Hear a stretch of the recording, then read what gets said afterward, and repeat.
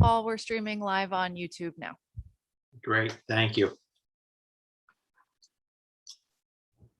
Wait another minute or so. And Sarah Nelson is here. She's just off camera to my right. She is, okay, great. I don't see Dan Smith yet.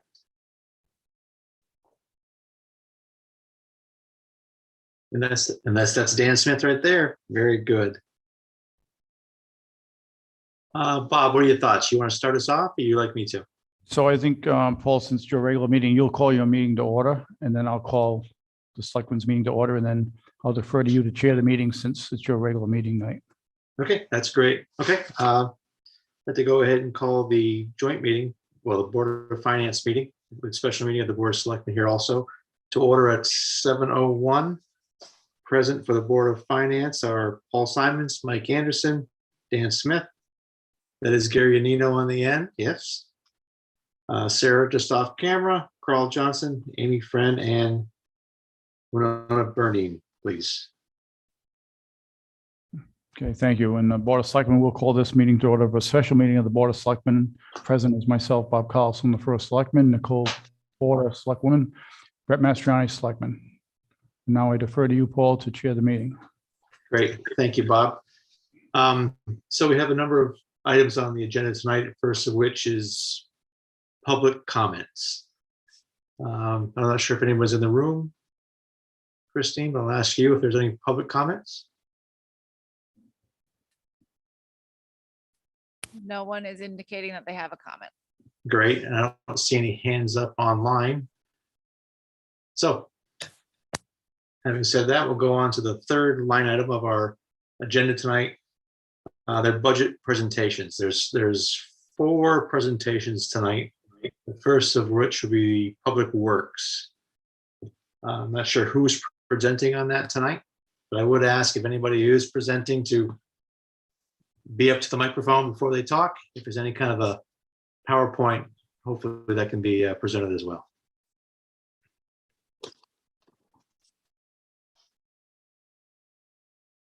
Wonderful, thank you. Is that Donnie? Yeah, Don Hill, Highway Foreman for the town of North Stonington. I'll be doing a presentation via PowerPoint. All right, we'll be talking about 2 budgets, actually, the Highway Department and the transfer station for 2023.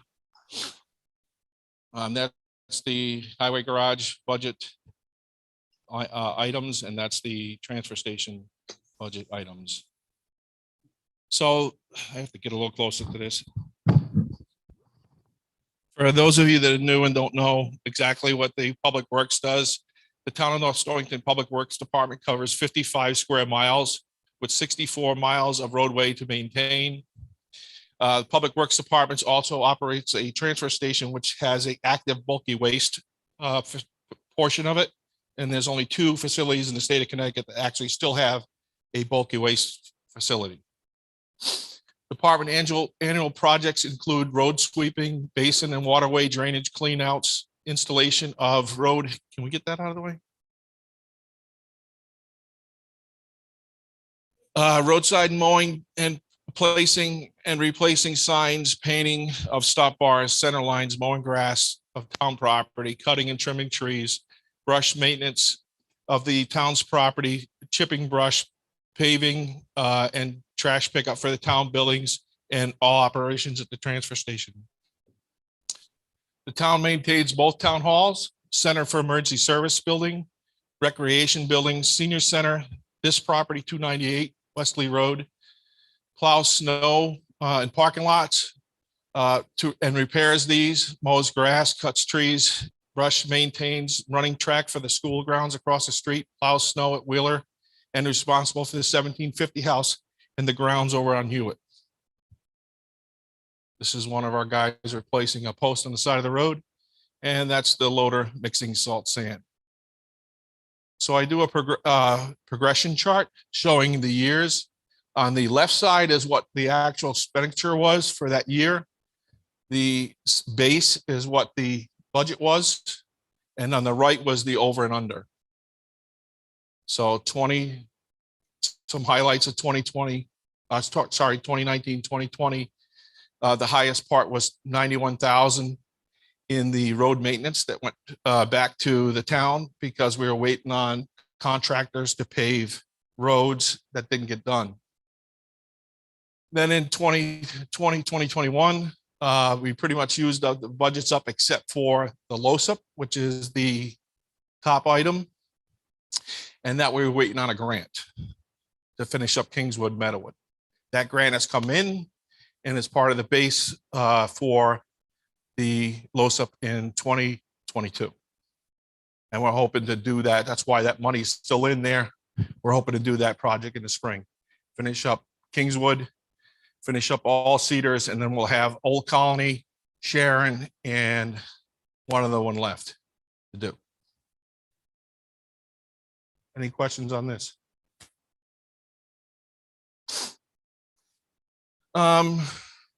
Progression chart on regards to wages. You'll see that there was an underage on the highway foreman's budget in 2020. Sorry, 1920. And then it was corrected. It was lower in 2021 because I had a knee operation and I was out for 2 months. Long time. Way too long, according to Christine. On the all the way on the right, you'll see where we're at for this year. We're in good shape for our wages. It should be a little higher this year because we lost 3 people, and one of them, what we lost in November, we finally replaced today. And by the way, I want to welcome our new assistant highway foreman, Alan Ladd. He's learning the job, so when I leave, he knows what to do. These are the totals. Labor, you'll see the labor items, and this includes the transfer station also for the labor amounts. Again, all the way on the right is where we're at for this year, and it looks like we're right on target for the budget, except for the wages, which will be a little over budget. Under budget. So looking at the operating expenses, and again, this is what was left, what was spent in the accounts, and then where we were for the base coming into 2022 actuals. So we made the adjustments, and I'll explain the adjustments as we go along. The LOSUP is $48,000 difference because there's no extra money from a grant in there. Any questions on this? Yes.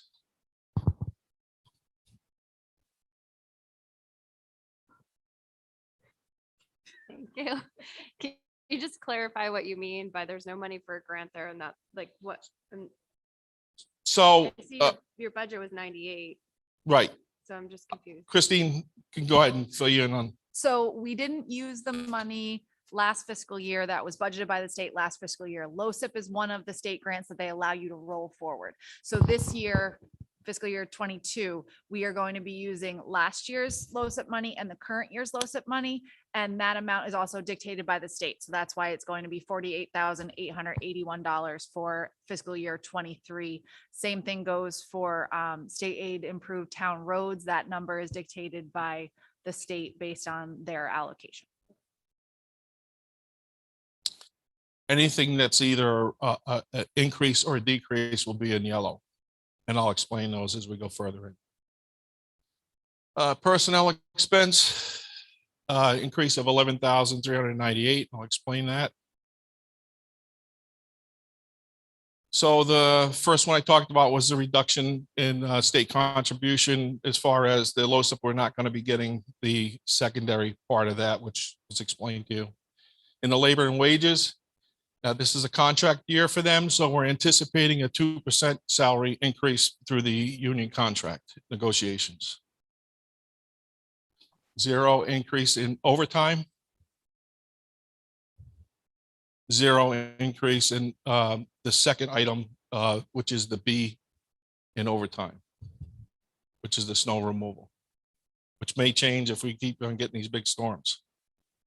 But as for right now, the town garage expense increase is due to the anticipated fuel and electric costs. Those of you that have homes and buy gas every day, you know that we're probably going to go up in fuel even more as the price of oil goes up. So we're going to anticipate that. and we increased it very little, but we did increase it. Same thing with the garage expense with regards to electric cost, again, is anticipated on that line item.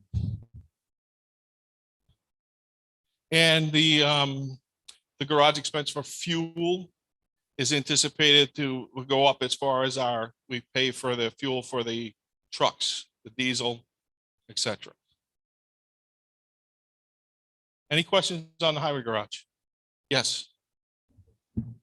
Donnie, I asked at our last meeting, and I don't know if Christine relayed it to you, but I know it won't change your budget numbers, but do you have a breakdown? Yes, I do. It's coming up. Okay, perfect. Thank you. Thanks. This is the town of North Stonington Transfer Station. The town of North Stonington Transfer Station on average utilized by an estimated 1,200 residents, up to 1,500. The transfer station efficiently processed last year 3,301 tons of household garbage. We also did 369 tons of recyclables. 3,000 gallons of used oil was processed. 21 tons of electronics, 99 tons of metal, 322 appliances, 1,639 pounds of fluorescent light bulbs, 629 mattresses, 312 pieces of furniture, 13,500 pounds of paint recycled, and 94.34 pounds of propane. This is a couple people cleaning out the swap shed. And this is underneath. You guys don't get to see this part, but this is underneath where the compactor is at. Again, progression chart on this. Typically, we would go over every year on the tipping fees. And Christine can explain the tipping fees a little better than I can, but what a tipping fee is when we go to have our garbage processed, it costs a fee. So a lot of that is paid back by a private hauler. The ones that don't go to the transfer station and have the garbage picked up their house, that money is reimbursed into this account from the hauler. Is that correct? So you'll see that we were over by $21,000 in 2021 and $18,000 in 1920. So in 2022, SCARA, who we threw our garbage through, decided that it would have our trash hauled to Lisbon at a lower rate. So we're expecting to be pretty close to that number there, or maybe even under it at this point. And it looks like it might be under it if we keep going the way we're going. I'm hoping it will be. They're telling me it will be, so we'll see what happens.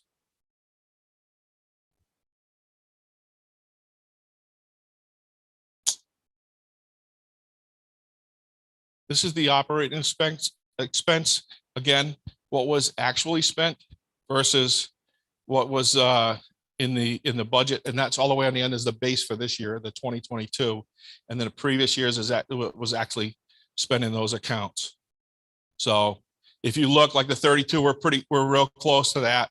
No increases on anything other than a $200 difference in the overall, because it was $3,500 for the state mandated surveys, and we didn't use any money in that last year. So we dropped that by $1,000.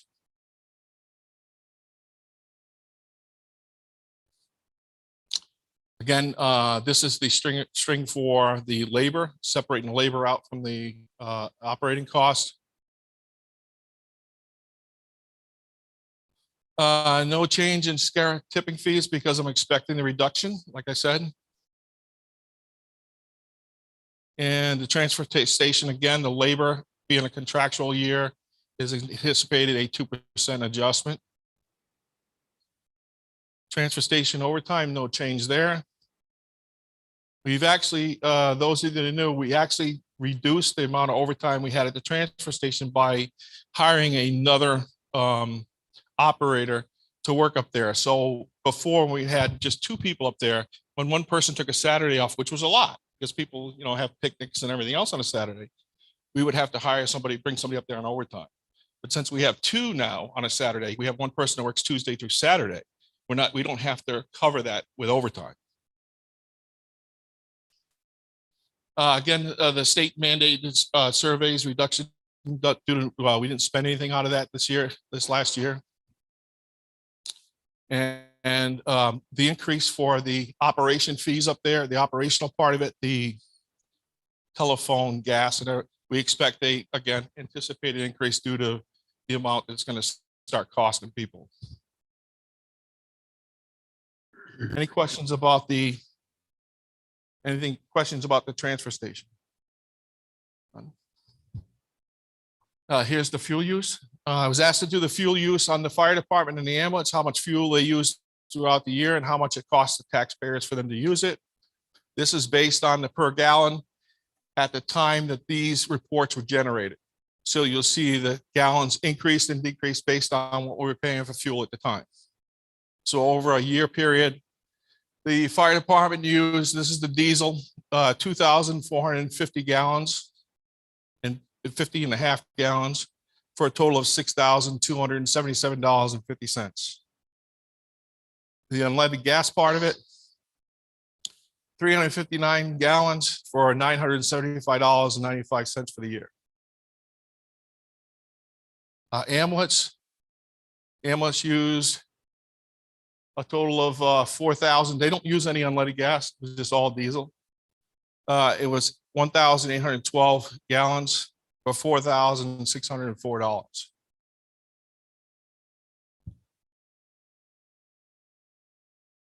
This is our tree truck with one of our guys saving a cat from a tree. Questions? Presentation. Yes. We have the annual report that we have the draft of it right now. We have to approve it. Is there a reason why like some of the numbers weren't included in your submission for the report? And can we do that? Specifically?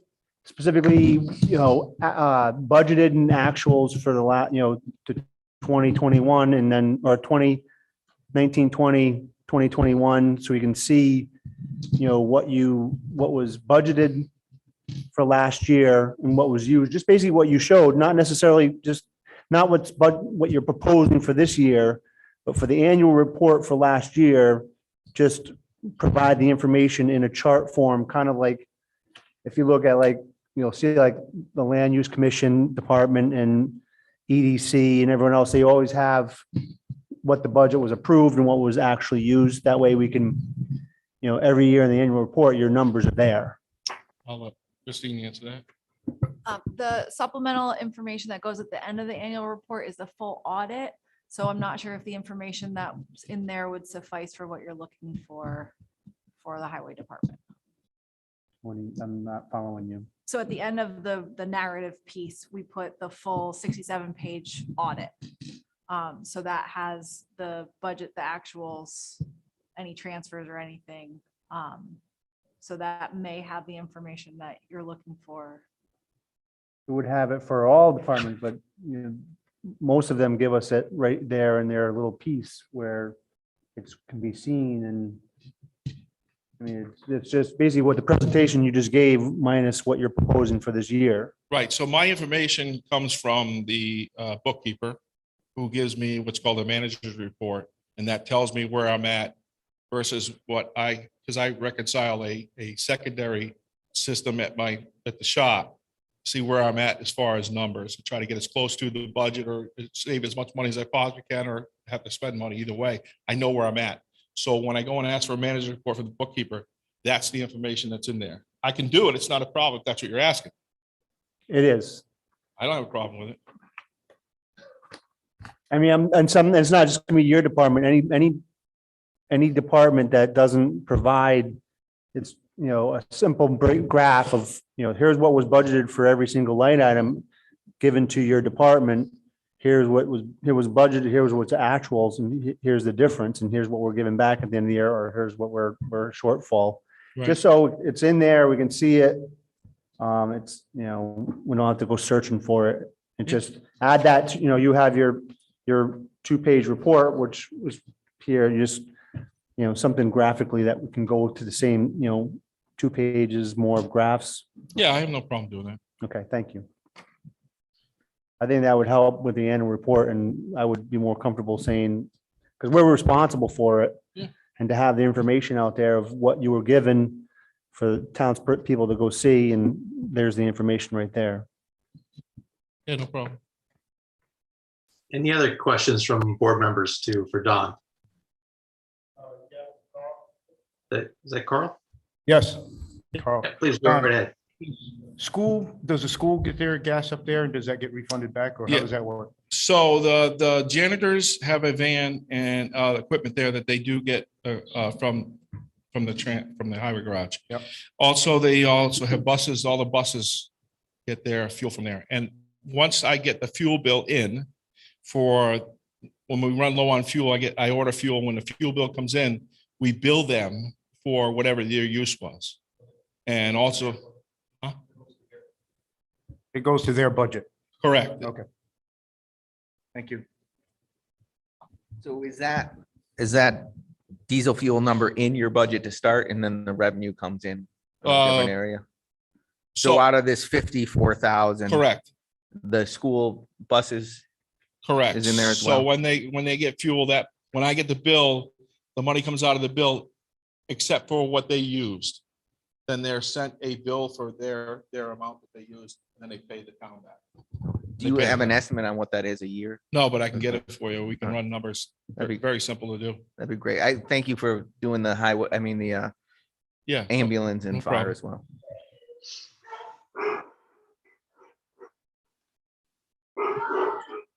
Anyone else have questions for Don? Okay,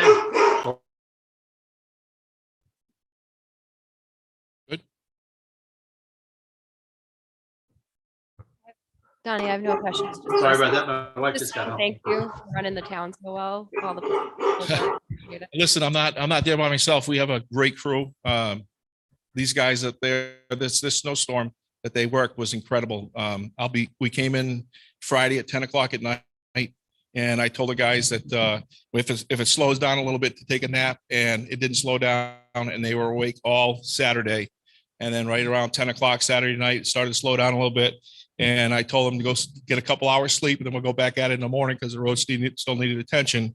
And I came back at 3 o'clock in the morning because I was over here doing the school because I can't sleep in my truck, and there was nobody there. So hats off to those guys. They work really hard, and I'm glad to have them. Send our thanks to all of them. Thank you. We will.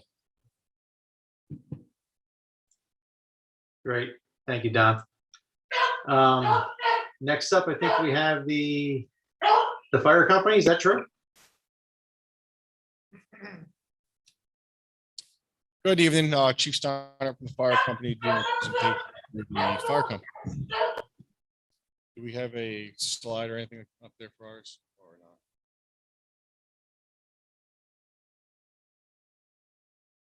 Does everybody have our packet that we submitted? And is that where you can actually put that up online so people can see it?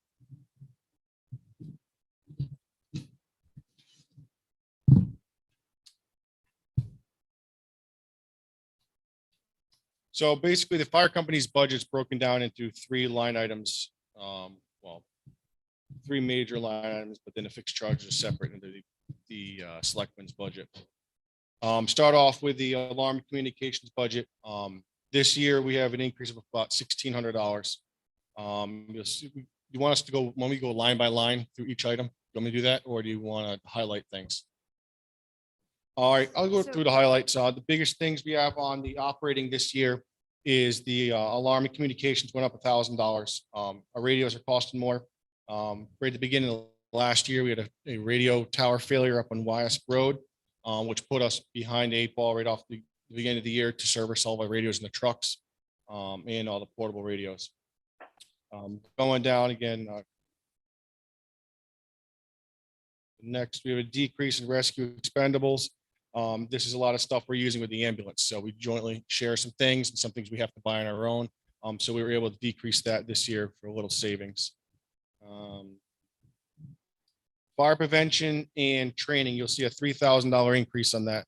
Right now, an EMT class costs $1,200 per member. So a firefighter that wants to take an EMT class, it costs us $1,200. So right there, it's basically 3 firefighters be able to take EMT class. So that's the cost has significantly gone up over the last 4 years. We've tried to maintain it in the budget without doing an increase, but this year we need to go up to be able to provide the service for the firefighters to take the classes. Truck maintenance, we went down $1,000. We eliminated the truck tire replacement. Ladder testing went from 600 to 700. That is the cost for the vendor who does it. They went up this year, so that's what we had to increase it to. The SCBA compressor maintenance, that's our breathing air, went up 250. That's because, again, maintenance from the company, the vendor, they went up for their charges. Hazmat supplies, we went down $50 to $900. Hearst tool service, turnout gear maintenance and repair, that's up $1,000, $8,000 to $9,000 from last year. Again, that's a company that comes in that tests our fire gear every year and does maintenance on it. Their fee went up. Hearst tool service, same thing. It's a vendor that comes in and tests our Hearst tools. It's our jaws of life. Make sure they're properly operating at the safe pressures that they're supposed to. Make sure the tools aren't leaking, things like that, which are one of the most used tools we have in the department. Battery replacement, which is batteries for our air packs, batteries for AEDs, things like that. We went down to 750. That seems about where we're at each year. Financial services went from 4,000 to 3,000. And the new equipment, you'll see the equipment and hose line. That's where we buy, we hose test every year. All the fire hoses are required to be tested annually. Whatever fails, which it does every year, we have something. That's the line it gets taken from. That originally was a capital line, but last year that was moved into our operating. Then you'll see the SCBA bottle replacement. We are done doing that, so there's a 0 line in that. Any questions on the operating lines? Again, this in the town's budget, this is on the selectmen's, this is the fire company's expense. What's the line number? It's like B2601. So B2601 is what you see. You see the total of 141,450 is what our request is. And then these are all our sub accounts, how we operate with inside the fire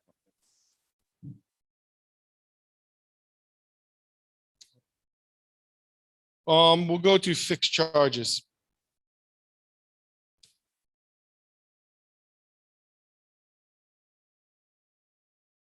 Is that it? Can't even see it from here, so that's fine. All right, the fixed charge lines, insurance coverages, we went from 28,840 to 33,000. This is the insurance coverage for the fire company and the ambulance. This is a joint policy. It covers both organizations now. Talking with the insurance company, again, annually they have an increase in their insurance. This is as close as we could get because they're not going to give us a spot on number. Again, every year, if we don't expend the money, we return the money to the town. You will see is show here the EAP rolled into that number. I can't see it on the board. We have a separate line here, but is that going to be moved into the insurance line? We discussed that originally. Well, the 2550 is EAP. It's the employee assistance program specifically designed for first responders. We put this in the process last year. Currently, we have already had 54 services used for multiple issues. It can be to PTSD issues, to anything you can imagine. This is designed specifically for first responders. The town did have one. We tried to use it. It did not provide the services we needed for firefighters. We see a lot different things than what the town typically would see. So we jumped on board with a specialized organization to take care of them. Again, the length of service, the LoSAP program. This is basically the retirement program for the firefighters. They max out their plan. It would be $150 a month. This is what the company's increases this year. The volunteer retention compensation program. This is the points program where the firefighters get a point at the end of the quarter. We add all the points up, divide the winds up being what, $13,000, $12,000. and it gives you a value per point. So it ranges from about $10 a call to $15 a call right now that the firefighters get every incident they go to. Our one medicals is $6,000. This ranges from about, I think the last quarter, they got $9.50 to go to medical call, to sometimes it's up towards $15 a call. So that's, again, fire company, there's about 15 firefighters that respond medical responses. And then that's why there's a separate group of funding for them. And the other 30-ish don't respond because they're not EMTs. Then on your staffing line is $55,000. That's for the first per diem firefighter that was approved. Then the second one was through the, what's that? The COVID emergency fund. That was approved previously for the 3 years. So a total of $185,650. That is our fixed line charges for this year. And I do want to confirm what Charlie asked. We did roll the EAP into B20.01. So the overall insurance is $35,550 for those two things together. So that would be eliminated on mine and it would be rolled up to the top one. Any questions on fixed charges? All right, move into capital. This year we have two things on capital. The first thing is the turnout gear. This is the replacement of the gear the firefighters wear. There's a 10-year shelf life on gear. No matter what, you test it, passes, but it has to be replaced every 10 years.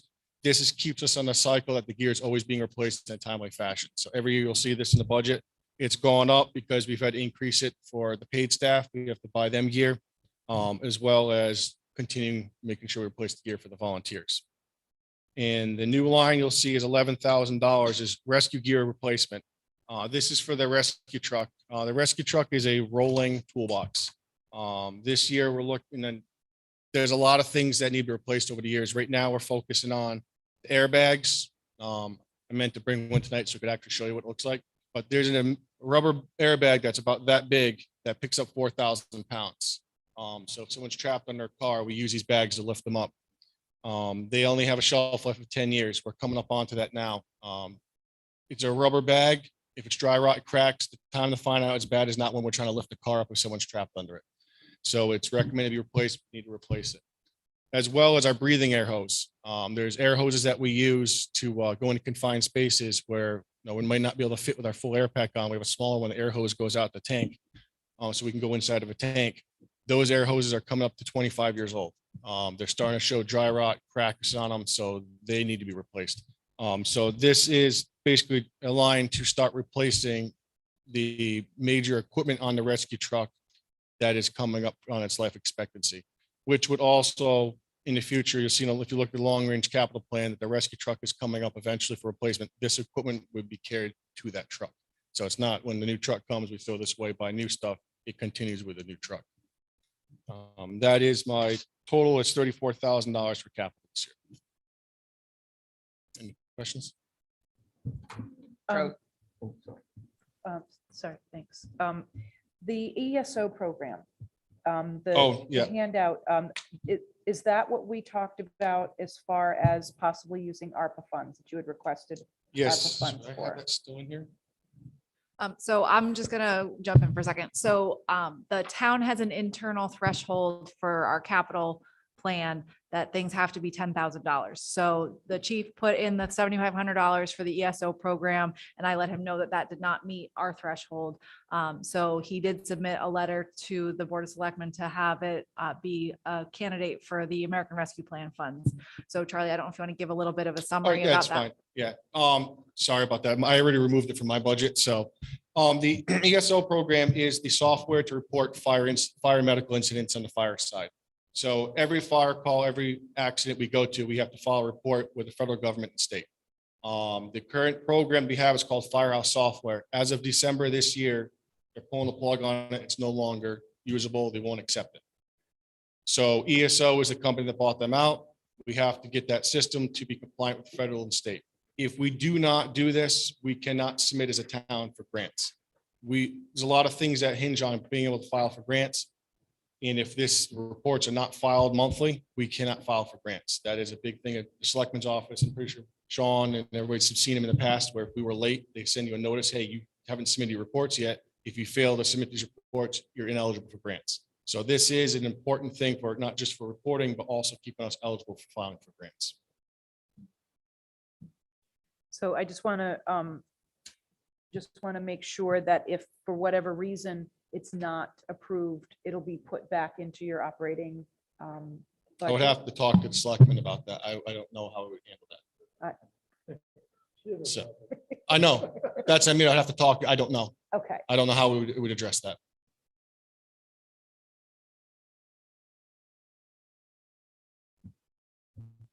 I just want to say one thing on that. So it is a gray area because we have that $10,000 threshold and this is a one-time expenditure. So to add the 7,500 into their operating line, I don't know if that's in the long term, if that's the best way to do it. So I think the selectmen need to discuss this at their next meeting next Tuesday to figure out the best way, because this is a need, not a want for the fire company, how that should be funded. Yeah, because Jim, the IT guy, I deal with everything for the firehouse. He does all our IT for us. He's also on board with this. This is, no, it's not a need, it's a must. So he's been fighting with firehouse software to keep us running currently. There's a lot of hiccups. Again, this system's back from 1995 that we're operating on. But we do the updates annually. We try to keep it going, but they told us they're done. Basically, if it hiccups now, we're out of luck. So. I'd like your Yeah. thoughts on that, Christine. Also, it is a one-time expenditure, so hopefully the selectmen have some thoughts on how to pay for something like that. Yeah, well, I know we talked about it at our last meeting, and I don't want to speak for everyone, but I think everybody was on board that we could see it coming out of ARPA, but we just wanted a briefing from you of what it really did and when it was technically over. So it's the end of this year. December, end of December, yeah, it goes offline. Unless we have an issue with it, it's off tomorrow. It could be. We don't know. Because we've asked them for servicing on a couple of things. Last month was very difficult to get them to do anything. They're like, we're not working with that program anymore. But as of December, they're officially taking it off. So when, if this were to move forward through the ARPA funds, when did you foresee this going forward to? As soon as implement? Jim could get it implemented and put on the server. As soon as he gets it downloaded on the server, we would go to it. So Charlie, it would behoove you to get it, to have us approve it during ARPA. So because we have a town meeting coming up probably in March.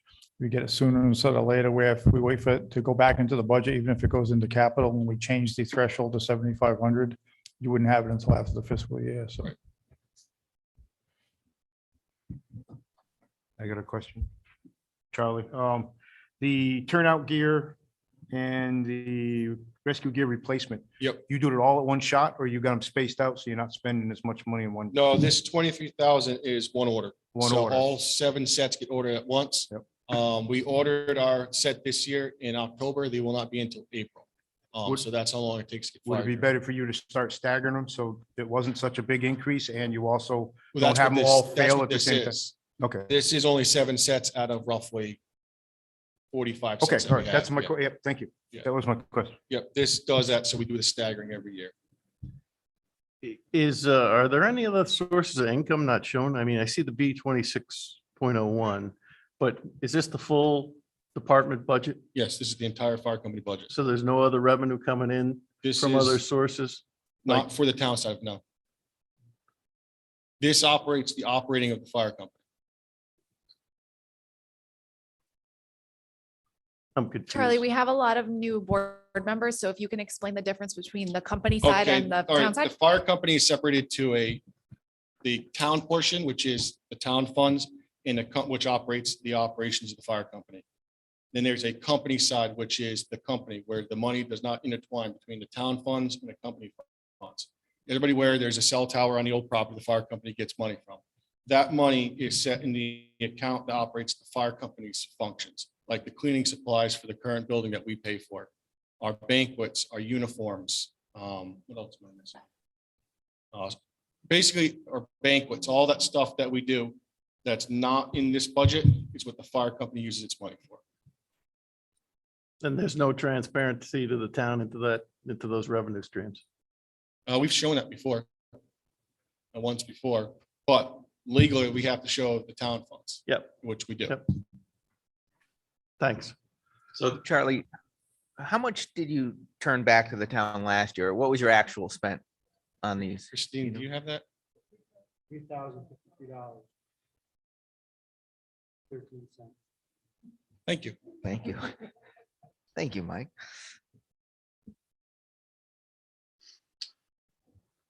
Charlie, just to jump off of Gary's question. So is that other revenue stream, is that something you're willing to share with the Board of Selectmen or Board of Finance? You'd have to discuss that with the company's board of directors. Again, we are a company incorporated. We are not a town department. I don't see why do we ask for the personal books of the library, or do we ask that from anybody that provides a service to the town of North Stonington? We do our open book. Monthly, you can see our reports on the town website under the fire company on what the budget is, what we're actually spent, what is remaining. We do the agendas, minutes, and the profit and loss is on there every month. The fire companies is a company. I don't see us asking that from any other company in the town of North Stonington. But you wouldn't be against our requesting that from your board? Yeah, you can send a request to the board of trustees and they can give you the answer on that, but I don't speak for them. Okay, we appreciate that.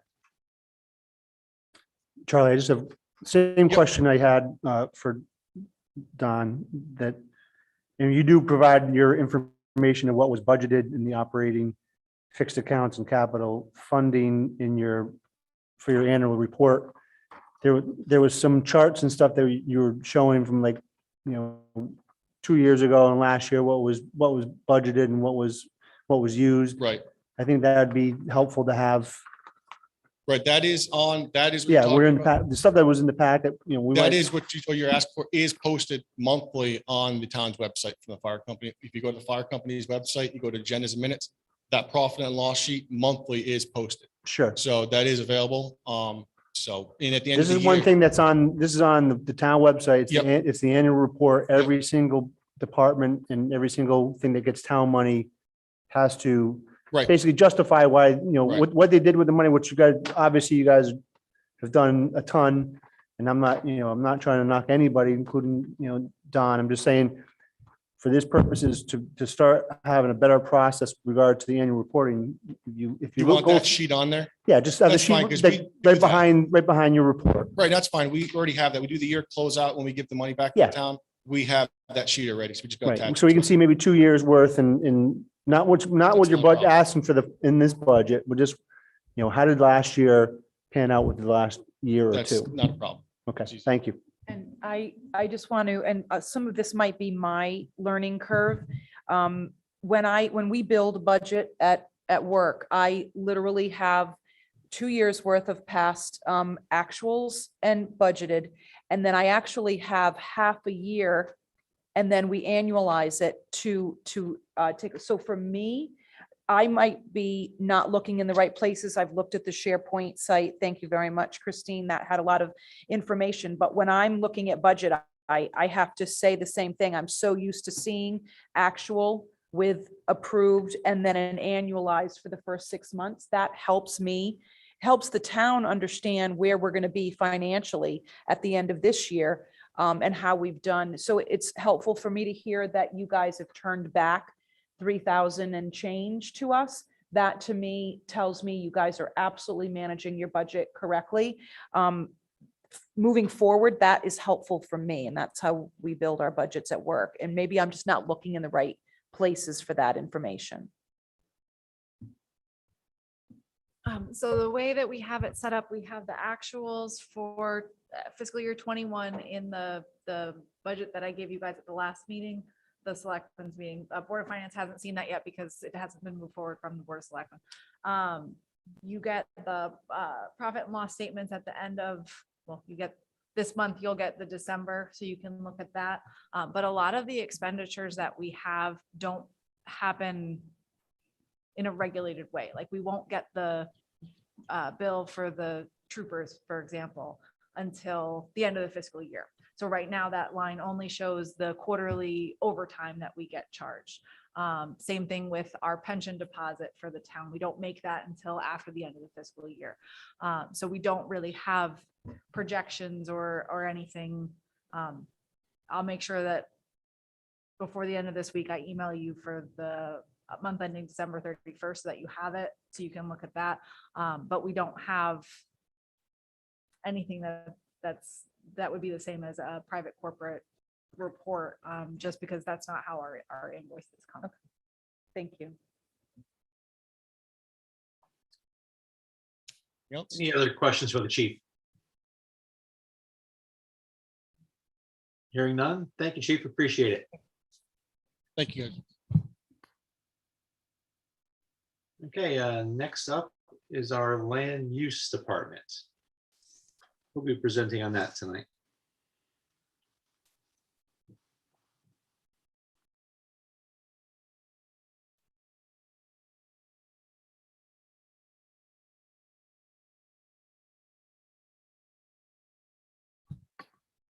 Are we going again? There we go. Evening, everybody. For those of you who haven't met me, I'm Nathan Reichert. I'm the new planning, development, and zoning official for the town. Came on board in September, and we've been rolling along. Each day you learn a little bit, a few new things. Each day you get a little better at what you do. So this is my first budget presentation for North Stonington. So if I stumble, I apologize in advance. To go over the budget for land use is really to understand the operations of multiple boards that are simultaneously working in different subject matters. To start with, if you go to line B34, you start with a land use operating budget, which is attorney, office expense, and advertising. This area, we didn't ask for any changes. Again, year over year, it's the status quo. I think if you look at what the numbers were in previous years, these numbers vary greatly from year to year, depending upon deal flow. So you have to think of it in terms of, we don't control the applications that come across our threshold. So some years you have more complex, more difficult applications that require more legal work and engineering consulting. And as a consequence, expenses can go up in that year.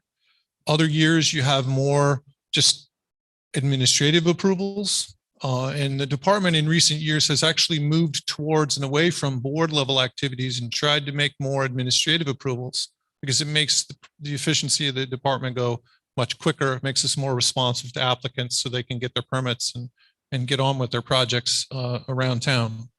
So when you look at attorney, office expense, and advertising, this is a catch-all for expenses for all of the subcategories of the department. So the attorney expense would be something that would cover planning and zoning commission. It would cover the zoning board's potential for its need for an attorney, depending upon, again, what's happening with the deal flow. So the attorney, office expense, and advertising, think of that as just a catch-all for all of the departments that are on the budget. You get into the specifics of the planning and zoning line, this planning and zoning commission line. Both land use operating and planning and zoning commission, we discussed at the planning and zoning commission on January 6th with the commission's input. That's what they officially approved this budget request as a part of their annual request. Again, we see a very year over year, very similar numbers. The biggest differences in the year over year numbers have to do with membership dues and training and seminars. Specifically membership dues, I, as the town planner, I wear three hats. My first hat is I'm the town planner. My second hat is I work on development issues with staff EDC. And my third hat is I'm the zoning official, which means I need to be a member of the Planners Association of Connecticut, the Connecticut Zoning Enforcement Officials, CASIO Association. And then also from time to time, there's economic activities and additional training I need to go through for that as well. AICP certification is the certification to be a planner. I don't currently have that certification. It's something that I need to be seeking. I have all the requisite experience. I just haven't taken what is a fairly expensive exam. There's some prep courses and some things, and taking that exam, sitting for that exam costs $255. In addition to that, our friends in Hartford have mandated that if a town wishes to enforce its zoning ordinance, it shall have a certified member of the Connecticut Association of Zoning Enforcement Officials. of which my experience, as you all know, I came across the river from Westerly. I worked in Rhode Island. I've actually completed all of the training from Casio, completed it in 2018. But because I worked in Rhode Island, they wouldn't certify me.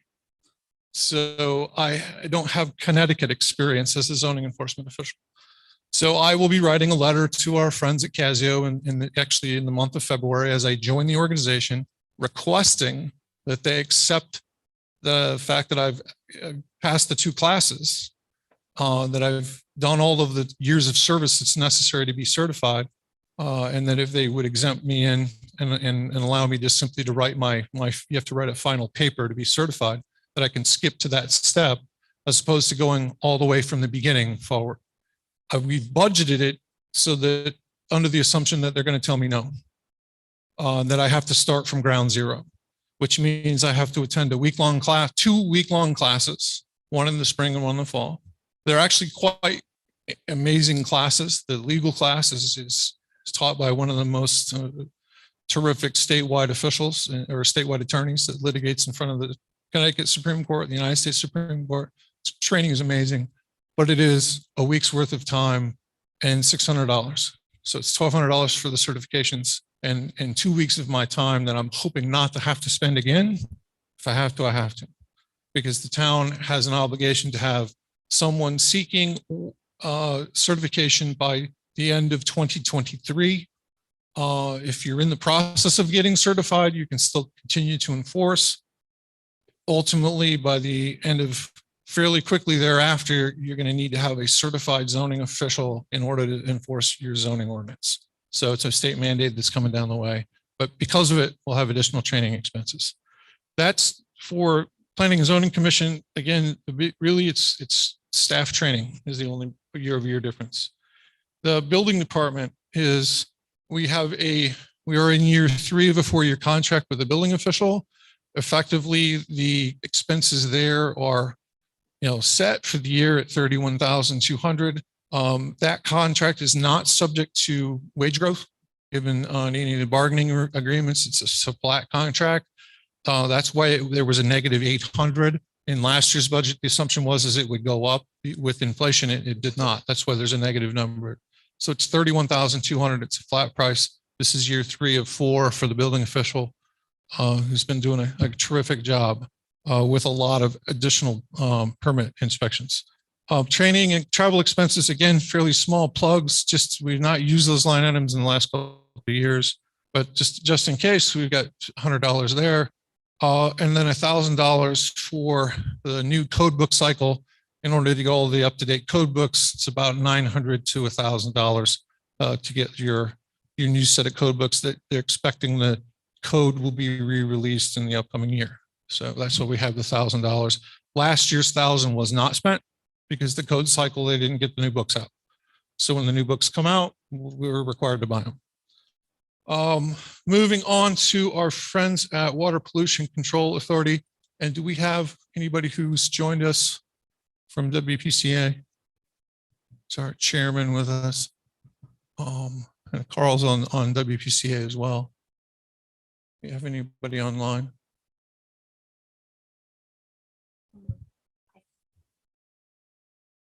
Doesn't look like our chair's with us, but I can go through the I requests. think Bill Wazika might be on. Bill Wazika. I'm on.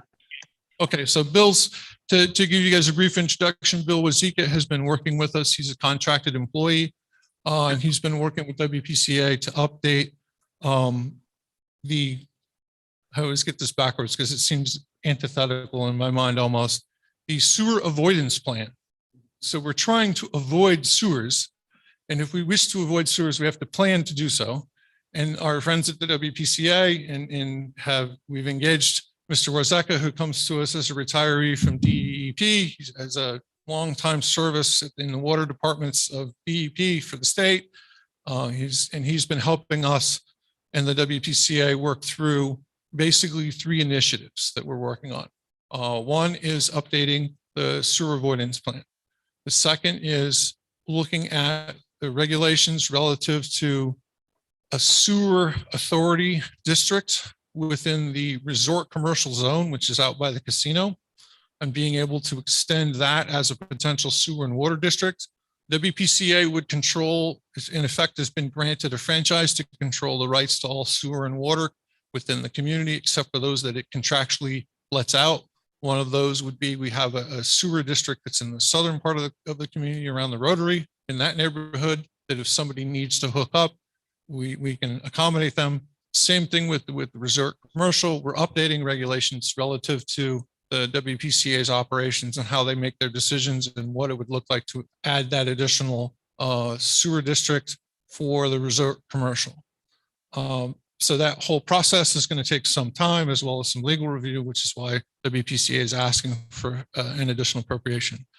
And then the third one is, in general, updating our sewer district regulations for not only the new zone, but overall. Part of the development of the plan of conservation and development. Now, this is an operation of the Planning and Zoning Commission. It is funded through one-time money from the, not from standings, but from the capital's budget. Within the next year, Planning and Zoning Commission will be engaging with the community to update our plan of conservation and development. We should have a deliverable that if it's on schedule, should be December of 2023. So we expect an 18-month engagement cycle. As a part of the lead into that, WPCA is going to be looking at sewer questions, and they're requesting some resources to analyze the impact of potential sewer district, but also how that informs the overall plan of conservation and development for the town. It's particularly key that if you have sewers available in certain areas, you can see additional development occurring. If you don't have those sewers available, you likely will not see certain types of development. So obviously that greatly informs the plan of conservation and development as to giving us some options on whether a sewer would be appropriate, whether it would not be appropriate. As Mr. Wazeka would tell us that if we don't think of in terms of commercial district expansion, but simply in residential expansion, we, through the process that we currently have, could probably quadruple the size of the town and not have sewers with the system that we have currently set in place. If the question with sewers really is, do we want to have specific neighborhoods that we may want to have more intense commercial development? And those would obviously be focused around the Rotary and focused around resort commercial. So those open questions are really the questions that WPCA wants to answer as a board, and then be able to inform the community about the plan of conservation and development. And that's why they're asking for the additional appropriation for resources for planning, but also for testing of water, testing resources. And Bill has done a terrific job of working with us with our testing. We have water tests for surface water that are required to be done around town. It's part of the plan, the sewer avoidance plan. Obviously, if you test and you find that there's a problem, then that would lead you to having to have a sewer, potentially having a sewer, or in our case, fixing the septic systems that were in place. And that was done over the last 50 years. We've really done a great job of finding those issues with the septics that are problems, fixing them, and addressing the issues in the long term. But we need to constantly monitor for those problems if they're going to erupt, and how do we address that? And that's part of what our plan is. But part of it is testing. One of the things with Bill is he is a sanitarian. He's certified to the state. He's also certified to collect water samples. Because he's certified to collect water samples as a town employee, he can submit them to the hygienic labs and have the testing be done at no charge to the town. So that gives us a great advantage for having Bill, because if we had to hire engineering consultants to come in and do those, it would be a significantly larger line item that would be requested. So Bill's presence on the team is particularly key for the water testing. It allows us to focus our efforts on planning. Again, we're asking for additional resources for WPCA for planning, but also for some of the tests we're going to need to have put in place. Let me see what we have next. Building department, we've talked about. WPCA, we've talked about. Zoning Board of Appeals is at present been meeting fairly infrequently. They have not met in the time that I've been here. Basically, the line has been that we've been updating our zoning rules substantially in recent years. Because of those updates, that the Zoning Board of Appeals has been reticent to grant variances. As a consequence, they don't meet very often. Inland Wetlands Commission, again, their main operating expenses are covered under the line item at the top under land use operating. The wetlands enforcement officer is a contracted position, and that remains in the budget as a stable line item. Do you want to go over Conservation Commission? So I will turn the microphone over to our Chairman of Conservation, Mr. Ricker.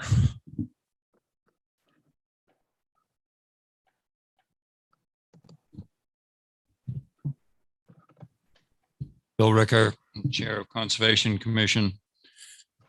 We're asking for the least amount of money, and I'll take the least amount of time. $2,100. It hasn't changed from last year, although one item has the supplies and material. We don't have any signs that we're purchasing for a new trail this coming year. However, the printing costs for the community calendar, which we've been producing for 10 years and selling to the public, we're all sold out this year. Excuse me, there's two more at the library if any of you haven't purchased yours. All of that money goes back to the general fund. So 10 years ago, when I came to the Board of Finance and asked for a loan, their surprise was nobody comes and asks us for a loan. Well, I did, and we have returned virtually all of that over the last 10 years. So that is our budget. We're asking for the same amount, $2,100. I have a question of the selectmen. We submitted a email requesting money for the land acquisition fund. Would that be appropriate now or at a later meeting? So we received that letter, as you said, and we put a line item for that, a budgeted amount.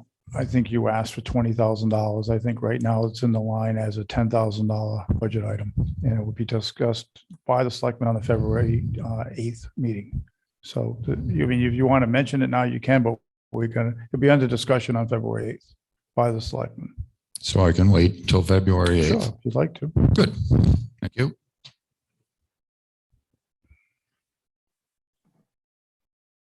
So with Mr. Ricker's conservation conclusion, affordable housing again is one of the committees. We administratively left the $500 in the account. They haven't really expended anything year to date. They haven't had a meeting since I've been here. But at the end of the day, it's just a status quo request for affordable housing. So when you add up the total ask for the land use operating budgets, you see a fairly minimal increase. The focus is really training and resources for WPCA to conduct its work over the next year. Hi, thank you for the report. On the WEO, on the budget request, you have them at the same number we had for 2021, 2022, yet on the budget. We looked at as that last selectment meeting, there was an increase there from 7913 increased up to what line is that? 34. I was asked by Christine to sort of, for lack of better terms, punt on wages. So I will punt to her to answer the question. Yep. So what we ended up doing, I left whatever was submitted by the departments as is, but in the selectmen's budget, we estimated a 2% increase for the union positions and the non-union positions that are subject to increase. As Nate said, the building official will remain flat, but the overall budget for land use as it stands in the selectmen's first draft that they viewed is $205,304, which reflects a 2% increase for the planning development zoning official, the land use administrative assistant, and the wetlands enforcement officer. Thank you. Nate, I just have a question on the first three items, and I don't have year to date, so I'm going to base it off the end of 2021. So you're requesting 12,500 for attorneys, be 3,400. Mhm. In 2021, we spent 5647. What is in the pipeline, or what do you see that? A lot of this is, again, it's variable. So there's some things that you can't control a neighbor when they wish to file a summons. Like Here's a good example. We just had a summons that was filed where an abutting neighbor to an application that's already been approved filed a summons that we're going to have to work towards getting it dismissed through the courts. I can get into some of the more details of the No, I don't litigation. At the need, I end of don't the day, need details. I just, some of that's just you don't control what the neighbors are going to do, and the other part is we can't control what applications come in. So if we get a fairly complex, contentious application, we may have more legal review. We may have a requirement to write more regulations. Here's a good example. This upcoming spring, we're dealing with the cannabis use question. It's on the agenda for tomorrow night. We're going to put a moratorium in place. We're going to have to develop the policy language around that. So as a consequence of development, we may have some more legal expenses to review what we're doing as a commission. So some of it's variable. If you look at over the years, I think that typically it's a line item that has not been fully expended out, but it's also one of those line items that should we run into a situation where we get into a legal fight over a board decision or a zoning enforcement official decision, effectively it's a budget that we're going to have to continue to fund. The other piece of that is some of the review fees when it comes to engineering fees will get passed off to the applicant. So when I send an application out to engineering review, the cost for that review gets passed back to the applicant. So same legal fees are a little different. We just have to pay those, but engineering review fees, oftentimes we recapture on the billing side the cost of the engineering review.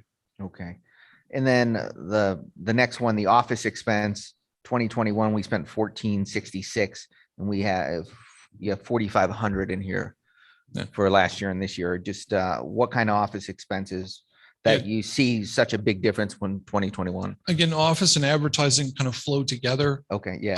Those were I was asking on those two. They're really going to be defined based on the number of applications that we have. They're going to be going to a commission level scrutiny, because when we take, for example, our cannabis use, we have specific advertising things we're required by state law to do in order to get it to the board so that they can hold a public hearing. If we have few of those, then the number is very low. If we have many of those, which in this case, we're going to have at least 3 of those public hearings as we move forward this spring yet, we'll have more expenses in those office and Right. So, I mean, every year advertising. something could come up and you don't know. Do we know what year to date is on any of those? Do you have that in front of you by any chance? On those? Not a lot. two? I think this is the way I would describe it. Right. So the report that I ran for December 31st was only $126.39 in attorney, $154.50 in office expenses, and $1,149.50 in advertising. Some of the funds that have been earmarked in the past in office expenses had to do with some public events that couldn't happen with COVID. I know there were certain things for affordable housing and for Conservation Commission that would happen with No Stove Fest, or if they were doing outreach events. So I think that may be why last fiscal year had a lower number than anticipated for that. And then I also think with the transition from Juliet to Nate, there's a lot of different things that are happening in all of the categories. So it's definitely something that we can look at, but I don't know if there's things that we just haven't caught up on yet. Right. It was just something that jumped out at me because there was such a difference there. But thank And you for answering. honestly, I think I haven't spent a lot in those line items. It's sort of one of those things where you go around the horn once, and then the second time around, you have a little bit better answer for you. All right. But in the end, we're not knocking down the trees and spending a lot of money. We're actually just trying to keep our nose to the grindstone and keep cranking permits out so people can build houses. Yeah. And then you talked about some of the licensing that you need to go through. Is that money in there for travel expenses, things like that? Is that something the town? Well, I would pays take for? if like say the Casio classes are in Haddam, so I just would come to town, grab the car and go. Okay. So the car expense would just be a built-in line item for the town. As far as travel goes, there's a $200 plug in there for just in case Casio is having an event that like a luncheon or something where they're doing a training. That might be something that we would go to. Some additional training, and a lot of things have moved to Zoom. So you don't have that sort of, the monthly meeting of the planning association where you have to drive to Hartford and you have a lunch and then you have a training in the afternoon. Those have kind of moved to more Zoom application. And as a consequence, the cost of those items has just disappeared. Okay, all right, thank you. I just had a quick question. We have a full-time land use admin assistant. Yes. Sure. She does a wonderful job. She's, as I would say, she's training me well. Uh, As Water Pollution Control Vice Chairman, I'd like to mention one thing. It sounds like you're doing, we're doing water pollution sewers. That is also part of us taking the water samples and testing them for the regular septic systems in the houses and the packaged plants, which are at the 2 hotels and some other things. So to make it sound like we need money for sewer is not correct. It's more for control of the water and samples for the septic systems that are in town. Yeah. Okay. It's sort of the way I would look at it is you have to be constantly looking for potential points of concern. If you find a point of concern, then we need to develop an additional plan to address that. Up till now, we've been able to address it by updating septic systems, or in the 70s, they actually took a couple of houses down to resolve matters. But ultimately, it's one of those where you look at the things that WPCA should be doing is just basically monitoring what's happening with water quality throughout the town. Occasionally that requires a test. I think the other element of that monitoring is, the third piece that we're working on with Bill and the authority is to create a procedures manual to say, I always, and Bob said he's not going to allow buses to go into North Stonington, but I always say, if I get hit by a bus tomorrow, there's a manual that says, this is how you deal with WPCA. So we have something we can hand off to the next person, because there's been some uncertainty with WPCA over the years. We want to make it clear and precise and say, here are the permits that we need to monitor. This is the schedule. They should be getting us reports. If they're not giving us those reports, we should be requesting them of DEEP or of the applicant itself. So there's a lot of good work, and Bill's been absolutely amazing to help. Thank you, Nate. Nate, I mean, kind of along Brett's point, you have 18,000 basically rough, give or take, that came in less than your budget last year. And perhaps we'd like to see a year over year for the last 3 years to see, is there anywhere we could trim? Obviously you guys have been doing a great job. I mean, when was all the departments combined? Was that like 2 years ago? So could we get together that data to show, not necessarily right now, Christine, just. If you looked, Juliet always did charts in her annual report. So you Right. could look back at the annual reports for the Okay. past 3 years. Because even though the areas were separate line items, B11 for planning zoning, B12 for building official and so on, she still did those reports. Okay. So all that comprehensive data is in the annual reports for All the right, last cool. few years. And one other question, Nate. According to the submission in the annual report, you guys had total revenue last year of 273,390.88. Is that something that you're expecting again this? Not really. If you look at the anomalies, year over year data for permits for what I would say the run of the mill permits, the standard house building, those sorts of things, we're actually on par with what we were last year to date. Last year was a record year. So we've actually seen it's in this same numbers were in my previous work. Permit flow went way up. There's a lot of people stayed home and they found out that they wanted a new kitchen, they wanted a new addition, they wanted new work getting done. So there's a lot of work going on, construction work. So with that, there's been a corresponding rise in permits. That anomaly we have is the permit fees for the Ella Wheeler solar array, which you'll find that there were 3 permits, and those 3, I think, constituted about $150,000 in permitting fees. So what we see is what's underwriting this budget was the fairly large solar array permits. We've got another one that's brewing. We're not quite yet there at the 184 permit, but it theoretically would hit in 2023, in fiscal 23. that should be a permit in that same size of what Ella Wheeler's permits were. So you're going to see some large numbers but they're associated with specific large projects. We have a fairly long lead time on those. Right now we have one more that's in development, but it has a long way to go. It still has to make it through siting council. But in the end, it's an anomaly and likely we'll get back to some sense of normalcy. But again, last year overall was an anomaly, significantly higher in permit flow year over year. So we've seen a ramp up in permit flow, and with that corresponding increases in mostly building permit fees. You can predict the economy when does the housing economy start to slow down, and when does construction start to slow down? That's really what we would need to be able to predict to understand what's going to happen with permit flow, and then the dollars coming with it. But it is cyclical, and right now we're at a peak. Do we just, I don't remember from last year, do we budget a projected revenue amount from planning and zoning? Or is that just kind of? That's Christine question. I think it's usually flat year over year on the budget side. So within A4, we have building official fees as A4.02. So those are the projects those are the fees that come in for the specific building permits. Then as you go to A5, there are separate line items for zoning enforcement officer, inland wetlands, planning and zoning, conservation commission, which is the revenue from the calendars, and zoning board of appeals. So there are small amounts that come in for all of those areas. The largest one though is the building official for the building permits. What do we normally budget for that? 85,000.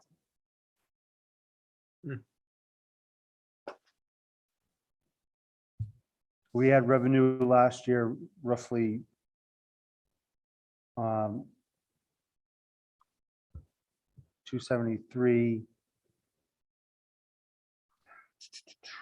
We had 262, 482, 88 last year in the A4.02 building official line. So yes, that was much higher than expected because of the Ella Wheeler solar project.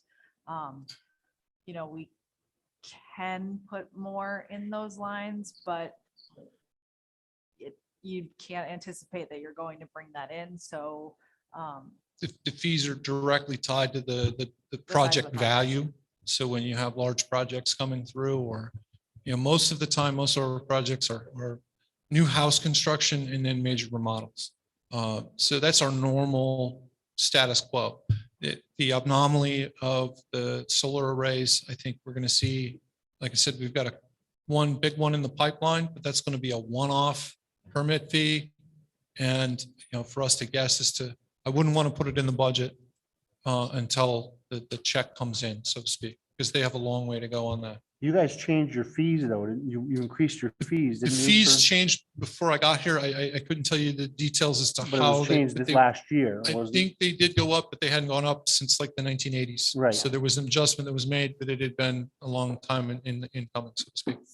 So Mike, this year in that line item through the end of December, we've only brought in $36,560.69. So Which again, 43% in 50% of the year. which is about where it was a year before, if you take out the solar arrays.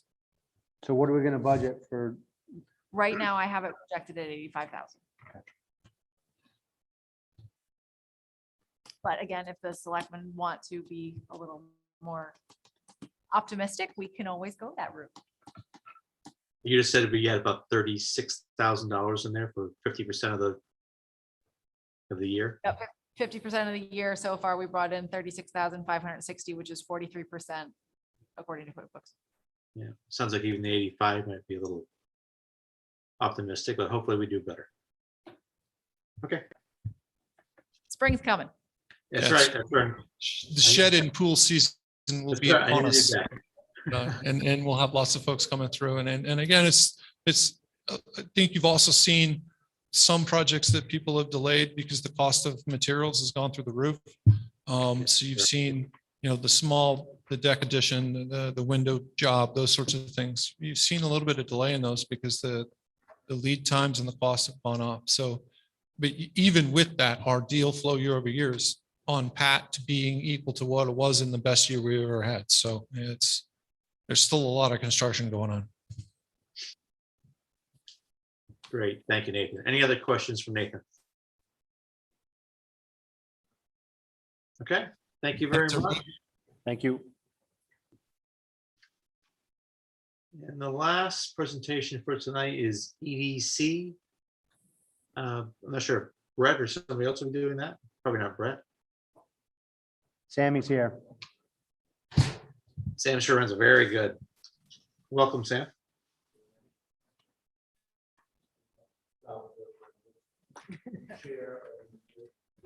I think that's on. I think the mic's off. Can you hear me now? Yes. Oh, there. Yes, sir. Thank you. Salvatore Frenzia, Chair of EDC. Thanks for having me tonight. Go over this. Pretty excited. Got a new board now. Well, not, it's actually, I think only 2 members now. From previous, we have all new members coming along. Everyone seems pretty excited to get rocking and rolling, get economic moving in this town. So that being said, we not looking to change much in operating costs. We know through COVID, we didn't spend a lot of our money due to not being able to do the all boards and commissions stuff, which we'd like to revisit that. So that would be under the operating. We'd also like to do, I believe we did, and Brett, you can help me with that. We did a business thing where we invited the businesses in. I can't remember exactly what we called it, but that would be another thing we would revisit under operating. As far as dues go, that doesn't change. We're a member of the Eastern Chamber, the Mystic Chamber, and Sector. We believe it's advantageous to stay with them. The new board has decided to monitor these dues and see what our benefits will become from them. And, you know, but we'd like to stay with them. If we see over next year that one of the chambers isn't really doing much for us, we would, you know, next that out, but we'd like to stick with that this year for sure. Sector, we believe is a very important part of it. I know Juliet was a huge fan of it, used a lot of their data. That's probably the most expensive part of the dues. So no change there. Our big push this year, again, like we did last year, is to add an admin. It would be approximately $7,500 addition to the budget for a couple hours a week to help with, you know, putting forward our initiatives. Because, you know, I've been on the board for about 8 years. And I would say one of the biggest problems I saw was that we would have some great ideas, but just couldn't quite get it over the plate because, you know, just simple stuff of, you know, printouts or just implementing, you know, stuff, researching things for us. You know, we're all very busy. We're just a volunteer board, and just asking for a couple hours a week of an admin to help do that. We understand Nate's very busy with all the other things he has to do. We still believe he has, you know, he still works for the EDC and will still have to do things also, but this would aid in that. I apologize. I don't have any specific thing in front of me right now on it. It was kind of had a busy week myself with the snow. So I kind of threw this together today with the help of my vice chair. I met with him and did a quick brainstorm.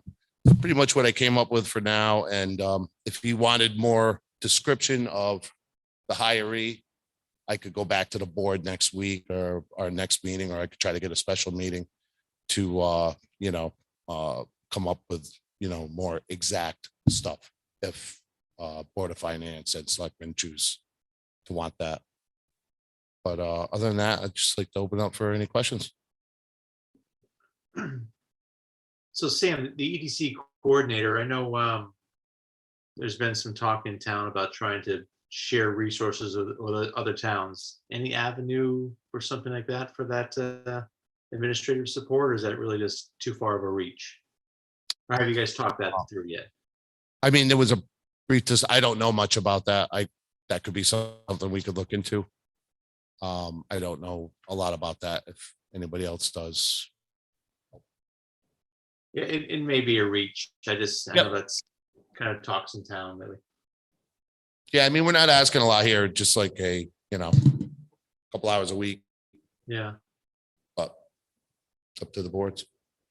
Where do you propose to get this admin person? Is it like trying to get a temp or just? Yeah, it's basically like a temp, like we did with the building committee. Yeah. Yeah, you just Okay. advertise it. There's, I'm sorry, I forget her name, but Karen Joyle. Yep, she did a great job, and kind of the same idea.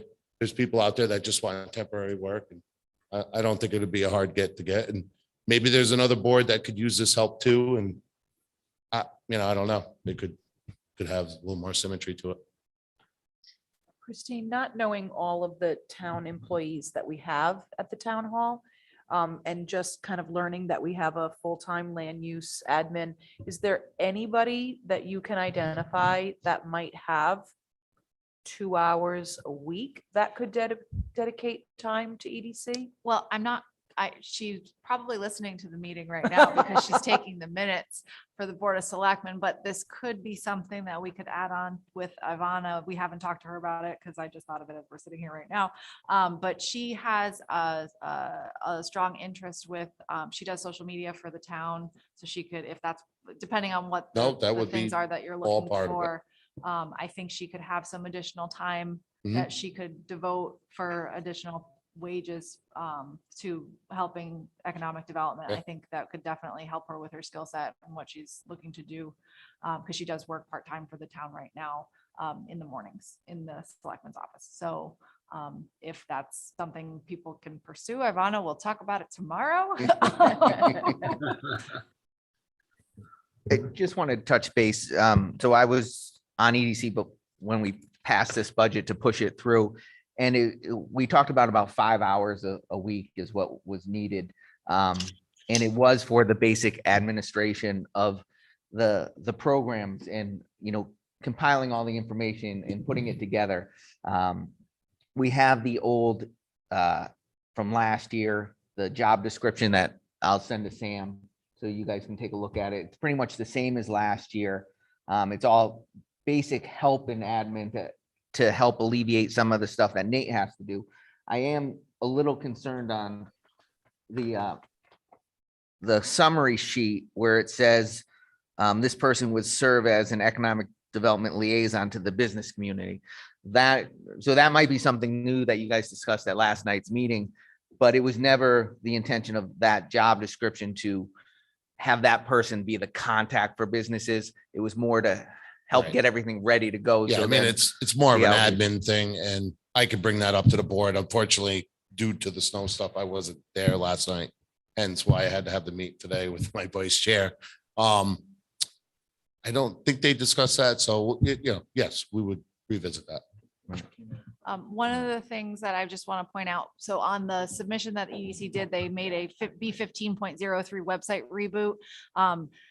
When I was putting everything together into it, I lumped that back up into the operating expenses. So Selectman, your budget says $6,900 for operating overall. And then I know there was some discussion of that at the EDC meeting last night. Right. So if EDC So- wants to make changes to the budget, we can Yeah, do that so as well. I thought it wasn't put in. I apologize. I didn't bring this up, but yes, we're going to try to use the town's website guy or girl, sorry, to revitalize a portion of, I guess, the town website to have EDC on it. Okay, And then so, that would save, I'm 2,000. not sure if that 2,000 could come right off of it. yeah, I so what we believe. can do, if you're amenable, is on the next draft that the selectmen review, I will take that $2,000 out of there, and then if there's. So you're in if- operating, you had 6,900 plus or minus? Yes. Okay. Yep, and So then- yes, so we're at 4,900. Yep, and then if there is any additional cost, that could come out of the IT budget, B2502 or 03, depending on where Jim feels that. Okay, all um, right, great. Belongs. So that's something our board would have to vote on, is that? Or is that like, we're good to go now?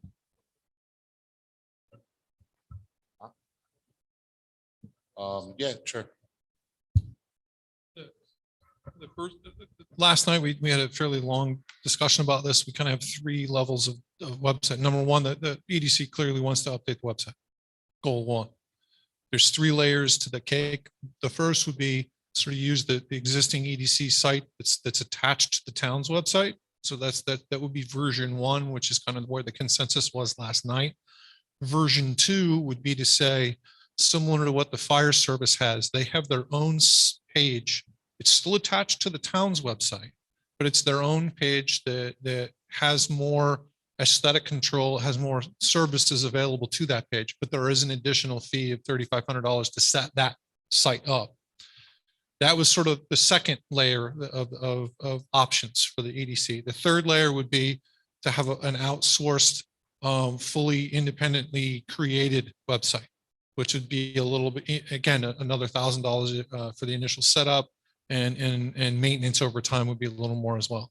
So you sort of had the board last night reached a consensus around the idea of trying to work on the existing website. If that's becomes the platform that they are able to use, then the requests for website money can kind of go away.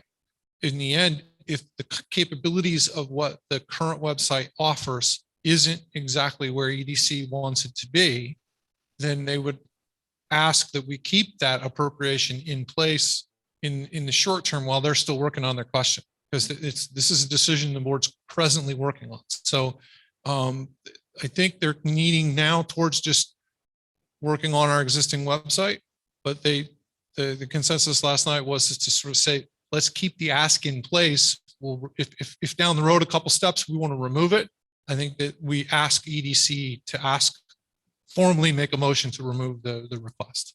But it's an ongoing conversation. Is that clear enough? A little bit, but the vice chair told me today that we were gonna go with the town website person and nix the $2,000. So I don't know if that's what you said, but Yeah, that's what I heard. I listened to the meeting last night, and at the end they said to withdraw the $2,000. Yeah. That was pretty clear to me today. If I have to go back through my meeting and make it all official, so be it. We will do that. I don't know if that's within the time frame though, because we technically don't meet for a month. We can have another meeting. I mean, so technically the Board of Selectmen has the authority to change anything they want. in the Yeah, budget. right. So I there would you go. say if you're all in agreement and you are all in agreement, then we can talk about it on the 8th and I'll take it out in the draft. Perfect. It works for me. So just out of curiosity, where would I find the current website? Because I went on our town website. I don't see a link to it like you do. Oh, it's got taken off because of, Okay, so it doesn't exist now. It brings you back here. Okay, so but what you're talking about in the reboot is not revamping this page. It's a page for businesses to land on. Like what's the purpose of it? Just out of curiosity. well, eventually to, promote businesses in the town. Yeah. So that they can use as a platform Okay. and to eventually showcase our town for businesses. We did have it made years ago. Actually, when I first got on the board, we had a standalone website, and through the years, the dues didn't get paid or something happened and it went kapooey. So we wanted to revisit that whole thing. It was really nice. I thought, but yeah, it was all about, and actually Paul was on the board at that time too. Right. But I thought it was really good. So it's just all about promoting the town and promoting its businesses. Okay. You know, I can't get into the specifics of it. It's been a while since been gone for a while. I can just touch base on it. So we did have a website a few years ago. It was a full dynamic website, marketed. It was geared. It was hosted outside our town website, and it was to attract businesses to North Stonington. So, I mean, there's 2 ways to look at it. You can have a website that is for the existing businesses to utilize and help residents see what's in town and things like that.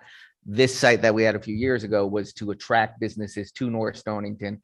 It was full resources of, there was add-in of LoopNet, which lists all the commercial properties available, things like that. So I think they're in the initial stage of trying to determine where they want to go with the website, but that's what the old one had. It was more of a marketing piece to outside businesses and Yeah. people. Okay, well, and since you're nixing the budget, I don't have a lot of concerns from a Board of Finance perspective. I did a quick Google search just because I was curious what the reboot was, just for reference. You get, when you Google Economic Development Commission or Stonington, you do get the town website, and then on the 5th link down is Brett's LinkedIn. So nothing against Brett, but maybe as we're talking about the reboot and thinking about that, like some better tagging and Oh, yeah. Well, all again, that- all it that good got, stuff that goes. it got pushed to the wayside years ago and. Yeah. And then we went more towards, like Instagram, more of the social media stuff, because websites were kind of getting Yeah. not as popular, but that's all coming back. In my mind, websites are becoming more popular again. So I think, but I don't know. Great, Anything else? thank you, Sam. Any other questions for Sam? Okay, my friend, thank you very much. We appreciate it. Thanks for listening. So Paul, that concludes the agenda for the Board of Selectmen. So if you don't mind, I'm going to adjourn my board. And I think your agenda goes a little bit longer than ours does, so. Yeah, it's just, mine is just future strategies, which includes the Board of Selectmen. I don't know if you're gonna be heading right out, but it's. It includes us. It does, because that's really the future strategy. Actually, if you can just pause for one moment, Bob, I appreciate it. So under Okay, future yeah. strategies, isn't what all the presentations we heard tonight now have to go across the Board of Selectmen's desks, right? For your discussion. So you expect to talk about each one of these line items, Bob and team, on the 9th, is that what you said? On the 8th. On the 8th. So when this is just the first phases of your budget strategy, right? So you'll just now start your discussions and look for other departments to come forward. Well, we already started discussion at our last meeting, Paul, on the things that fall under the Board of Selectmen, Board of Selectmen's budget. We did not discuss anything that was going to be presented to us. So now that we've had 4 presentations, we'll add those to our original discussion. We did not make any cuts or changes. And our first discussion was just strictly a discussion. Now, when we come on the 8th, we could start doing that, making changes to the budget. So then when you get our next version of our budget, it would have the selectmen's budget changes that we propose, as well as the 4 presentations we saw this evening. Okay, great, thank We you. were not going to touch the ones we haven't seen yet, which will be coming up in a couple of weeks, No, on the that's fair. 16th. That's fair. All right, that was all I wanted to say for you folks, and please feel free to adjourn your session now if you like. We'll stick around if you need us. Nothing specific. I was just going to ask the Board of Finance if there was anything else under future strategies you want to discuss, and if there's something that the Board of Selectmen could assist with before we let them go, please speak now. I just have a question about the documentation that we had in front of us for the Board of Finance. I can't see what the Board of Selectmen had, but I get the impression that they had different information or documents than what we had Right. available. So we did go through a first look at the budget at our last meeting. The reason we didn't give it to you yet, because we haven't made any changes to it yet. So after our next meeting on the 8th, then you'll get a copy of what we've done so far. So typically, we wouldn't give a budget to the Board of Finance until the budget is presented on March 2nd. Okay, actually, that's right. We have to do a Yeah, presentation. so the Board of Selectmen will review at their meeting on the 8th, then they'll come for the next round of presentations on the 16th.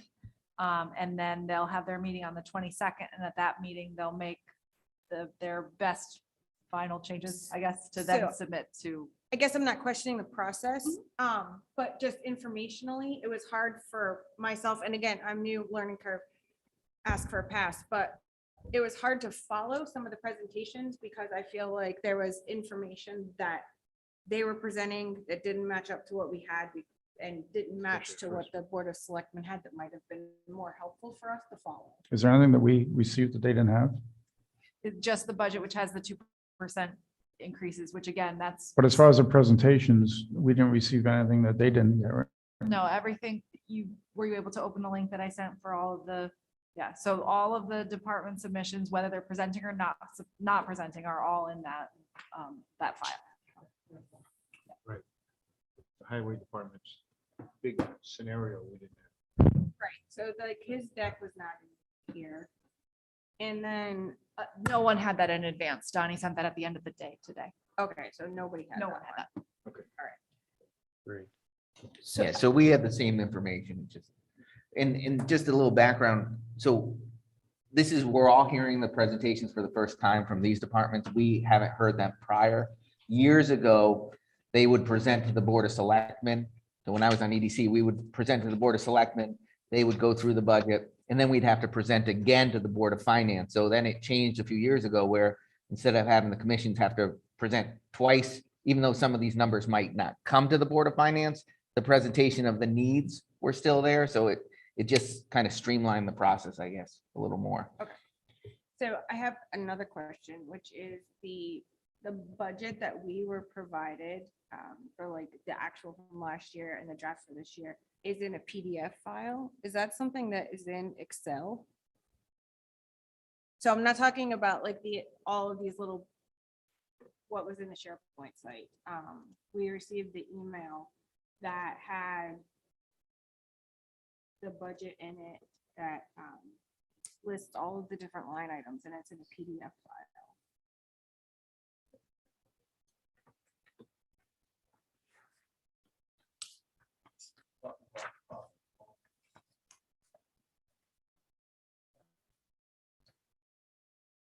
Can I stand over your shoulder and see what you're looking Absolutely. at? That's good. Is that what she's in that? Where is Or it? something like that? I mean, this is our budget, but she might have got an older budget. I don't know. That's the schedule. It just She might be doesn't looking at open. something else. It shows like. No, We didn't share this budget yet. I don't know. I'm just making stuff up.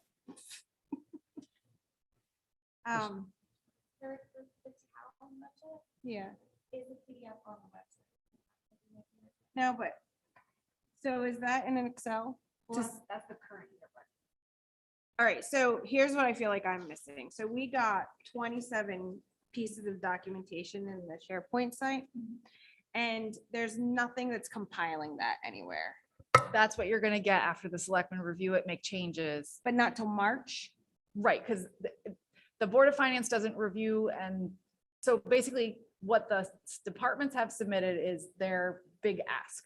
And then it's up to the selectmen to then go through those and find their best budget to present to the Board of Finance of what they think the general government needs to operate. And there's no draft roll-up of that for us to see, in iterations. I don't, The answer is no, I'm hearing. Okay, and that's fine. I want to see if I'm missing something. Winona would like to ask if we could get a draft roll up. So I started creating a spreadsheet of like by the line item of last year's actual budget and this year's ask, just because side by side, it's hard. We heard 4 presentations tonight and I couldn't tell you where we are on a plus side from where we were last year. And we've only heard 4 and there's like 23 more to go. so it's up to the Board of Selectmen if they want to share.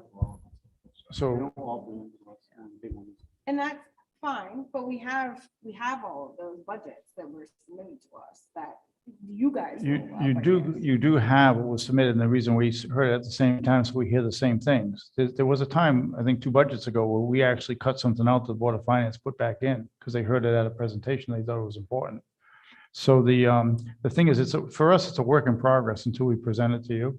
So we may change things from week to week as we hear more presentations and as we have more discussion. So to give you pieces of it on the way, typically the Board of Finance is the last group to make the final decision. They do that with us and they do it with the Board of Ed, and then they send us back if they feel it's not a budget that they're willing to live with. So I think the only reason you're involved at these early stages is to hear these presentations. And I think it's helpful. So again, just please give me a pass. I'm only asking because this is my first time doing any of this, but I don't know, I'm smart. I do math, that's kind of what I do. And I'm struggling to just visualize all of the things that we already know. So I think the best thing is to do, if you take the last year's budget, so you'll have actuals from probably 19, 20, 21, 2021 and 21, 22, and you take what's Christine sent you on the profit and loss statement, which is through, will be through December. So now you see where we are this year so far. And we're pretty much should be at about 50% of most people's budget. As Christine said, though, not all things get paid on a monthly basis. So you just have to note what those are. But I think if you see where we are today, where we were last year and the previous year, it kind of gives you a picture of what we're doing, where we're going. Go ahead. I absolutely understand what you're saying. I think for me, the piece that I was missing in my learning curve is the December profit and loss. It's just that none of the documents are rolled into one thing. You have to look in multiple different places rather than seeing one spreadsheet that looks at the actual last year, what they spent, what was approved, and what you're so it's looking at it in one document side by side versus just having to look at it in multiple different places is what I think that I'm hearing and learning. That's exactly right. Yeah. And I just I'm sorry, one more thing. Just a clarification and learning for myself. So the selectmen will go ahead and look at, after all the presentations, we will look at the budget. We, as in the three of us, make decisions to keep, cut, and then forward on to the Board of Finance. Does it ever go back to, like I say to Nate, you got to take 2% off. I cannot put forward to the Board of Finance that, and let Nate decide on his own line items. I mean, in my business, that's what I'm used to doing. I'm used to handing into the Board of Finance, or I'm to the VP of Finance, and they go, nope, can't do that. Go back and cut 2%. I don't care where you take it from, but you make that decision because you own this budget and you have to operate out of this budget versus the three of us saying, I'm just taking 5,000 off Nate's training fees. I'm so sorry. It's just fresh in my mind. And now Nate's kind of screwed next year because he has to do all that, but we've made a decision. So I just trying to learn and bring what I do and what in my business world. Nicole, I think that's something that we can decide as a board. Good. I can tell you that hasn't been the case. And as a chair of a former committee, I can tell you it's not fun as a committee chair because things get cut and you don't even know they were cut until it was presented to the Board of Finance. So if that's something that we want to do as a board, I think we should discuss it and maybe do that because I do think it's better to some of the departments that know some of those things. But there are things that might have to cut after that. But I think sometimes that initial go round is nice to get the people that know the departments or the committees to. I mean, it might take longer because we're bouncing it back to them, but if we had strict deadlines, it's just something that I guess what I'm hearing we can talk about in our. Yeah. You all can talk about it at your meeting. Just remember, you have the meeting on the 8th. You have the presentations on the 16th. You have the meeting on the 22nd. You can call special meetings, but you are presenting to the Board of Finance on the 2nd of March. So that's not a lot of time, especially if commissions need to call special meetings to have their piece of things. But your board can do things however you want to do them. Just ask. It's you, Mike. You're up, buddy. Thank you. So are we doing a group presentation, the meeting after next again? Yeah. So How many are presenting? the next presentation is the Wheeler Library, the Ambulance Association, and the Recreation Commission. I think that's it. All right, I well, think so. I cheated tonight because I had Nicole sitting next to me, so I got to see some of her stuff. So I know your point is well taken. I actually could follow along a lot better because I could see what they're talking about with their numbers. So my suggestion would be if you guys have things that they present to you, that you give them to us. If you got to take them back because they're not official and you just shred them, that's fine. But for us to go along and listen, to follow along, that would be very helpful. Yes, yes, we don't have that. I knew there was something we didn't. Huh? So having open gov, this is my first budget that is non-open gov. So everything was in OpenGov. Everyone from the Board of Finance and the Board of Selectmen had access to it. I don't think anyone ever logged in and looked at it. So, you know, if the Board of Selectmen wants to share that, my concern is I'm going to make something up. So say a new social services agency came forward this year and they requested $100,000, then that would artificially inflate the number and make it look like the budget has all this extra money that we need to spend that hasn't been vetted by the Board of Selectmen. Right. And that could be immediately cut out, thrown out, because it could be an association that doesn't exist. This is not in the budget right now. I'm just making it up because I don't want anyone to think I'm attacking them. So there could be an ask in there that the selectman has no intention of honoring. So that was why we didn't share anything in advance, because this is what everybody says they need. And I'm sure they know that they need it, but the selectman may review it and say, made up agency doesn't need $50,000. They can operate on $2,000.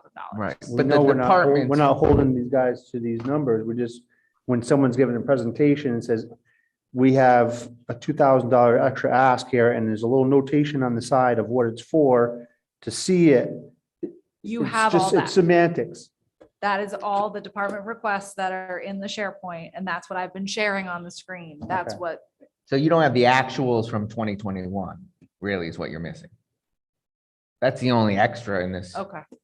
budget. Whatever you have in your hand, I don't think we have. Okay. So this is the full, but there's no reason we couldn't give you this for the departments presenting, right? Yeah. Because all it shows, the only difference it shows is the full budget, some of the stuff that's not being presented, and just the actuals from 2021. That's the only, so you, like, for the land use, I have it up here, you saw the 12.5 But that for would be this year, helpful. next year. You didn't see the 56 actual from 2020. All I know what Nicole Okay. had was pretty helpful for me to understand what they were talking. Then I about understand versus why it's when I more wasn't difficult. cheating. Because you have nothing to look back at what was really spent ever. So that's public knowledge. It's on the website, isn't it? 2021 and 1920, 2021. Yeah, all that stuff is. So the only on thing they're the missing town is website. what we've put on this year with the ask that came into the office that that you've plugged in for this year so But it's all far. in one place. It's on that paper that Brett has in his hands versus we've got to look in this and the thing online, plus that SharePoint folder. So what Christine's saying is you're going to get that from us eventually, but if you want 1920 and 2021 now, you can get that. I mean, that shows you the last 2 years of history. And you're seeing the presentations. I think everybody understands that it's not final. I think it's just for ease of following along in the presentations is what it sounds like. Exactly. Yeah. I don't see why we I couldn't. don't see provide. why. And I If don't the need to take, selectmen I want don't me need to to take share them it, out I of will here. share it. I give them right We'll back. talk about it Yeah. on the 8th. Yeah, that's great. That's great. Thank you, Bob. If it's out there in your inboxes, it can easily be in ours, right? It doesn't sound like it's a big challenge. Mike, did you have something else?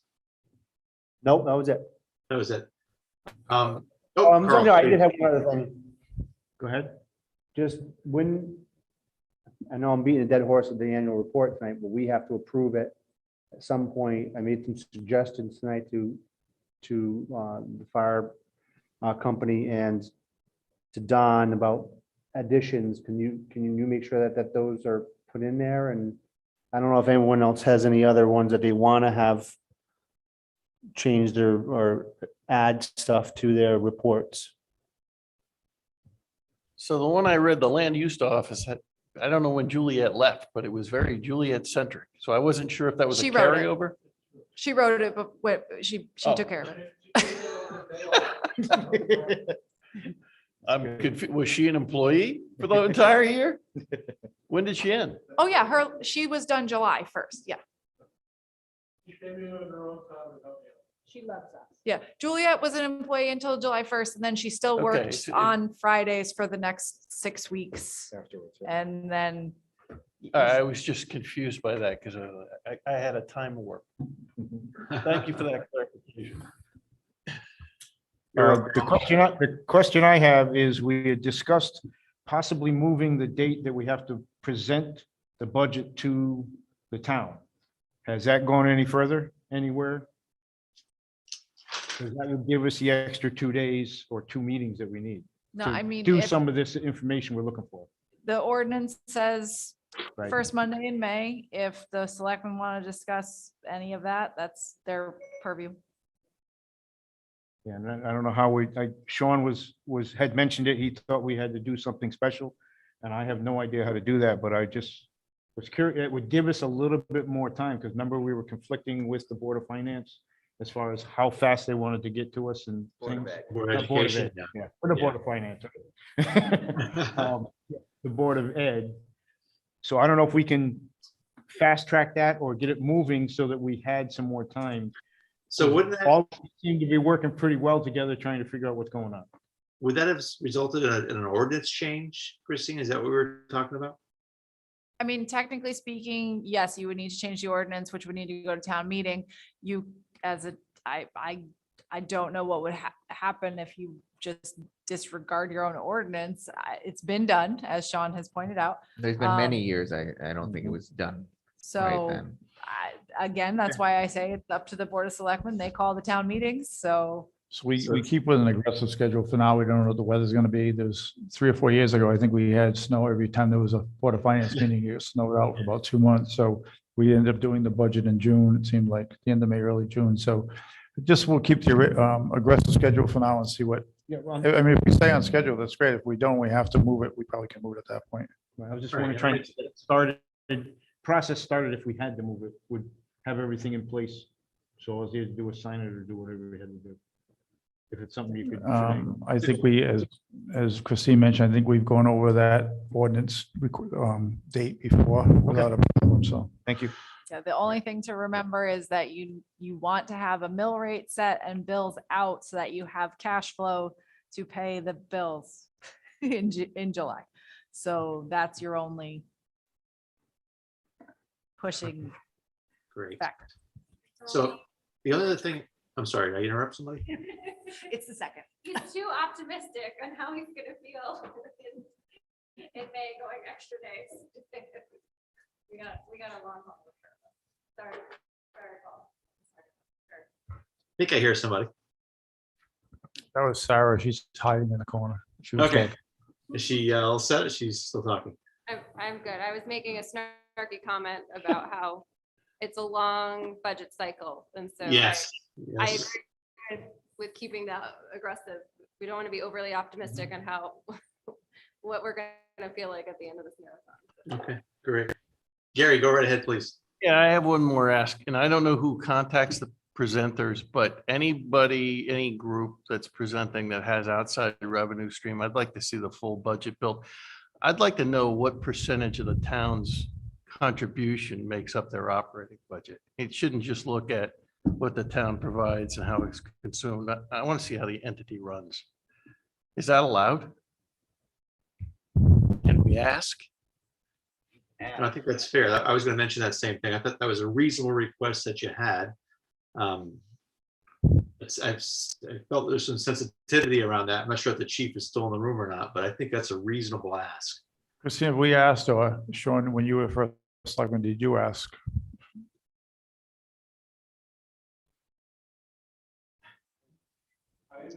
I know Sean's probably talking, but if he had a microphone, that would be great.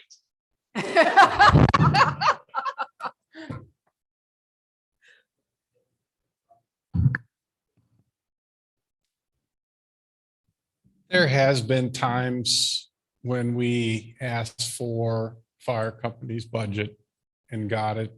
It does not really provide you with any leverage in creating this budget.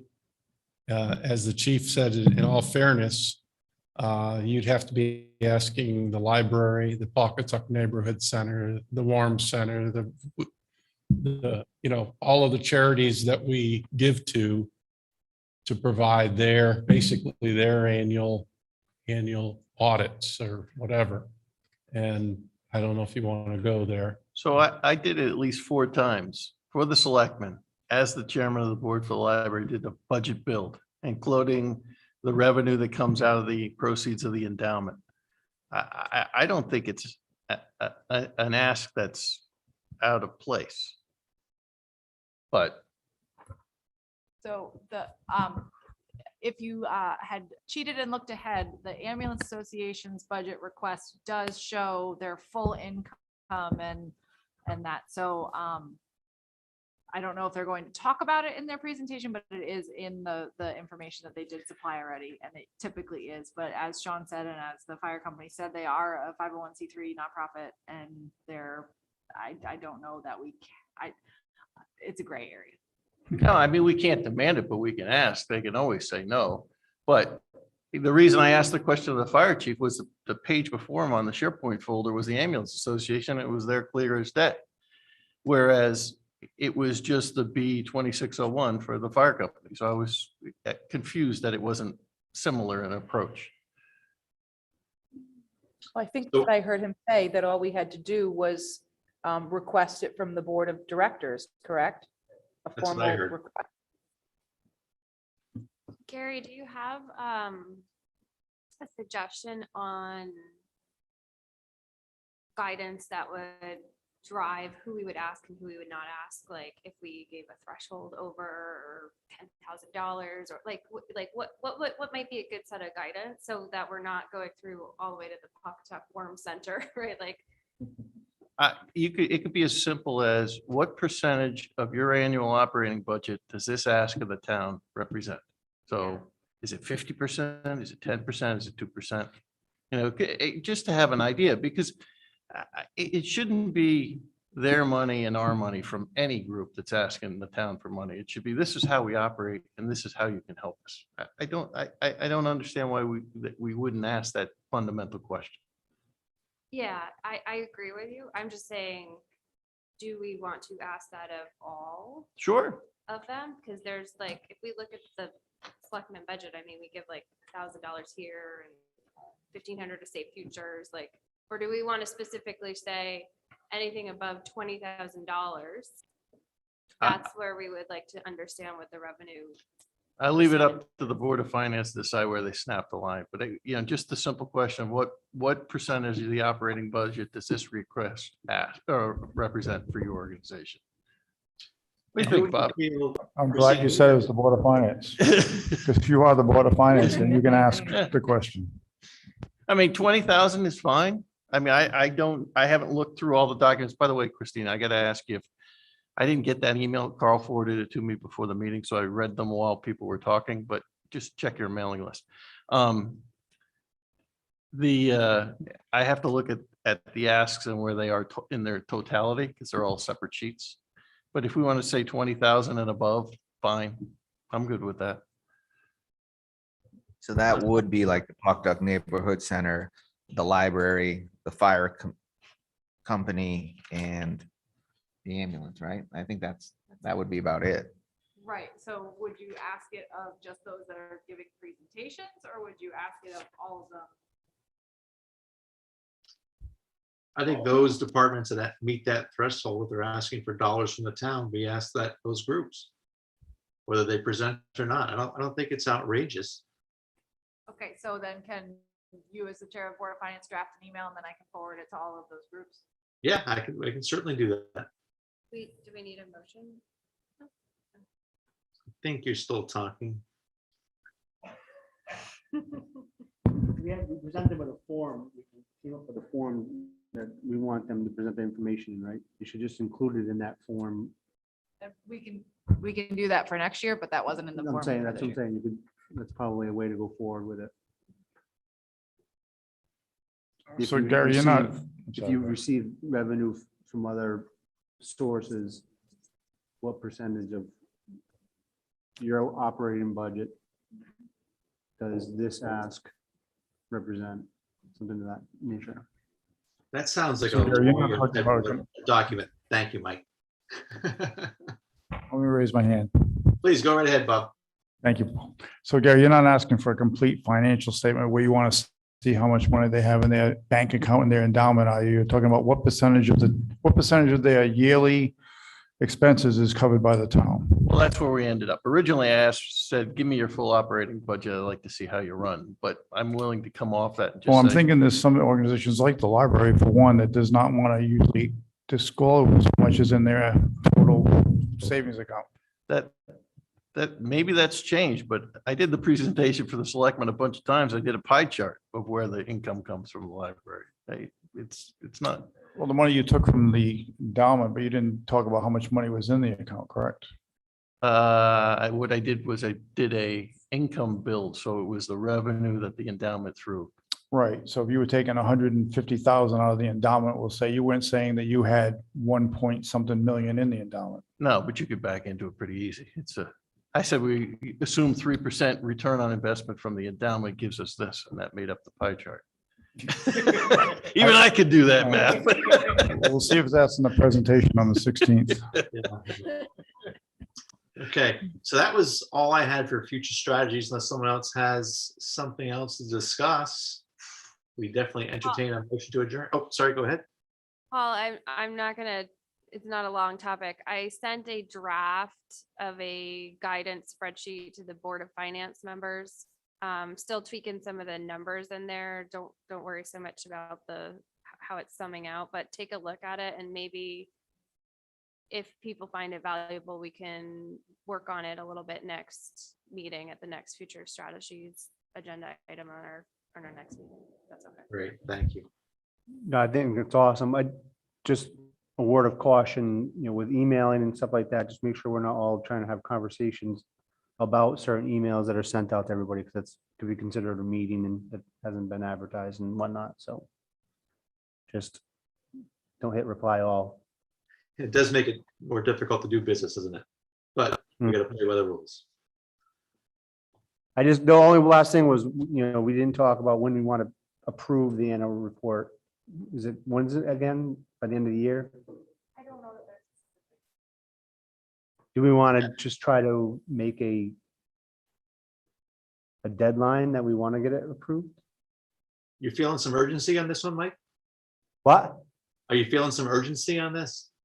I know we have quite a bit of time and pretty busy couple months ahead of us. Are you something you want to get done before budgets, before we start? All we need to do is get the budget information from Don and the budget information from the firehouse and the budget information from the ambulance. And I think we'd be able to approve it, a month from now. So the ambulance gets a little less than 250,000 from the town because we pay a cell phone thing from their account that's for them.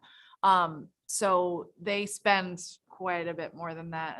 And whenever we've asked for financials, we haven't received them. So and there's no give back from them. So I don't know that we're gonna get anything additional from the ambulance beyond what they got. They did submit an annual report.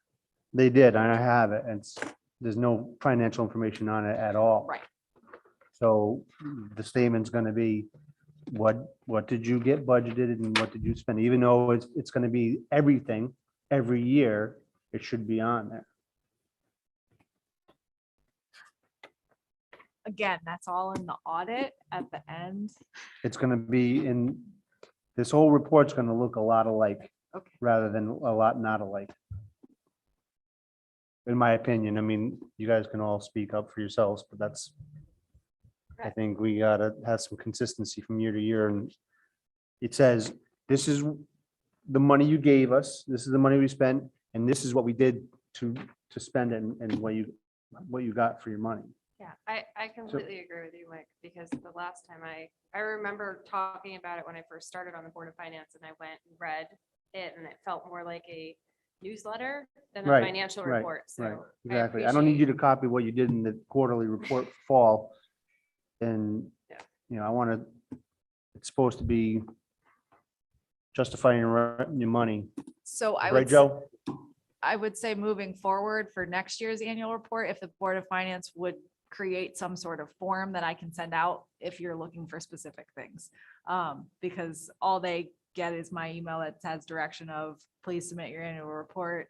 I say you need to have your financial information for the last fiscal year and you see what we got. So I think if there's a specific form, if you want it to all look the same, I can send them a form that says do these things.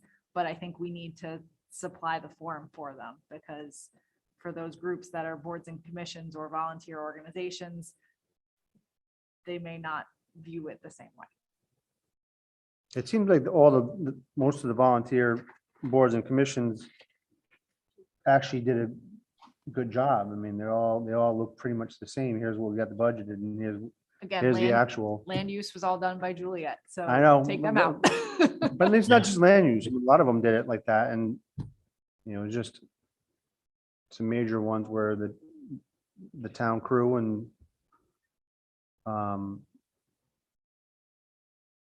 firemen and ambulance. I'm all set. Okay, A month from now. great. Anything else? Last call? Is anybody Motion willing to to make a adjourn. motion to adjourn? I motioned. We were supposed to adjourn first, but that's okay. You can. Hey, you had your chance. I will entertain a motion for the Board of Selectmen. Motion to adjourn, Board of Selectmen. Second. All in favor? All right. All right. See, Paul, this is why I didn't want to get sucked into the Board of Finance meeting, but thank you. You guys go for hours. We do. You know what it is? It's one of your selectmen, Bob, loves to talk. All right, guys, have a great night. We'll see you soon.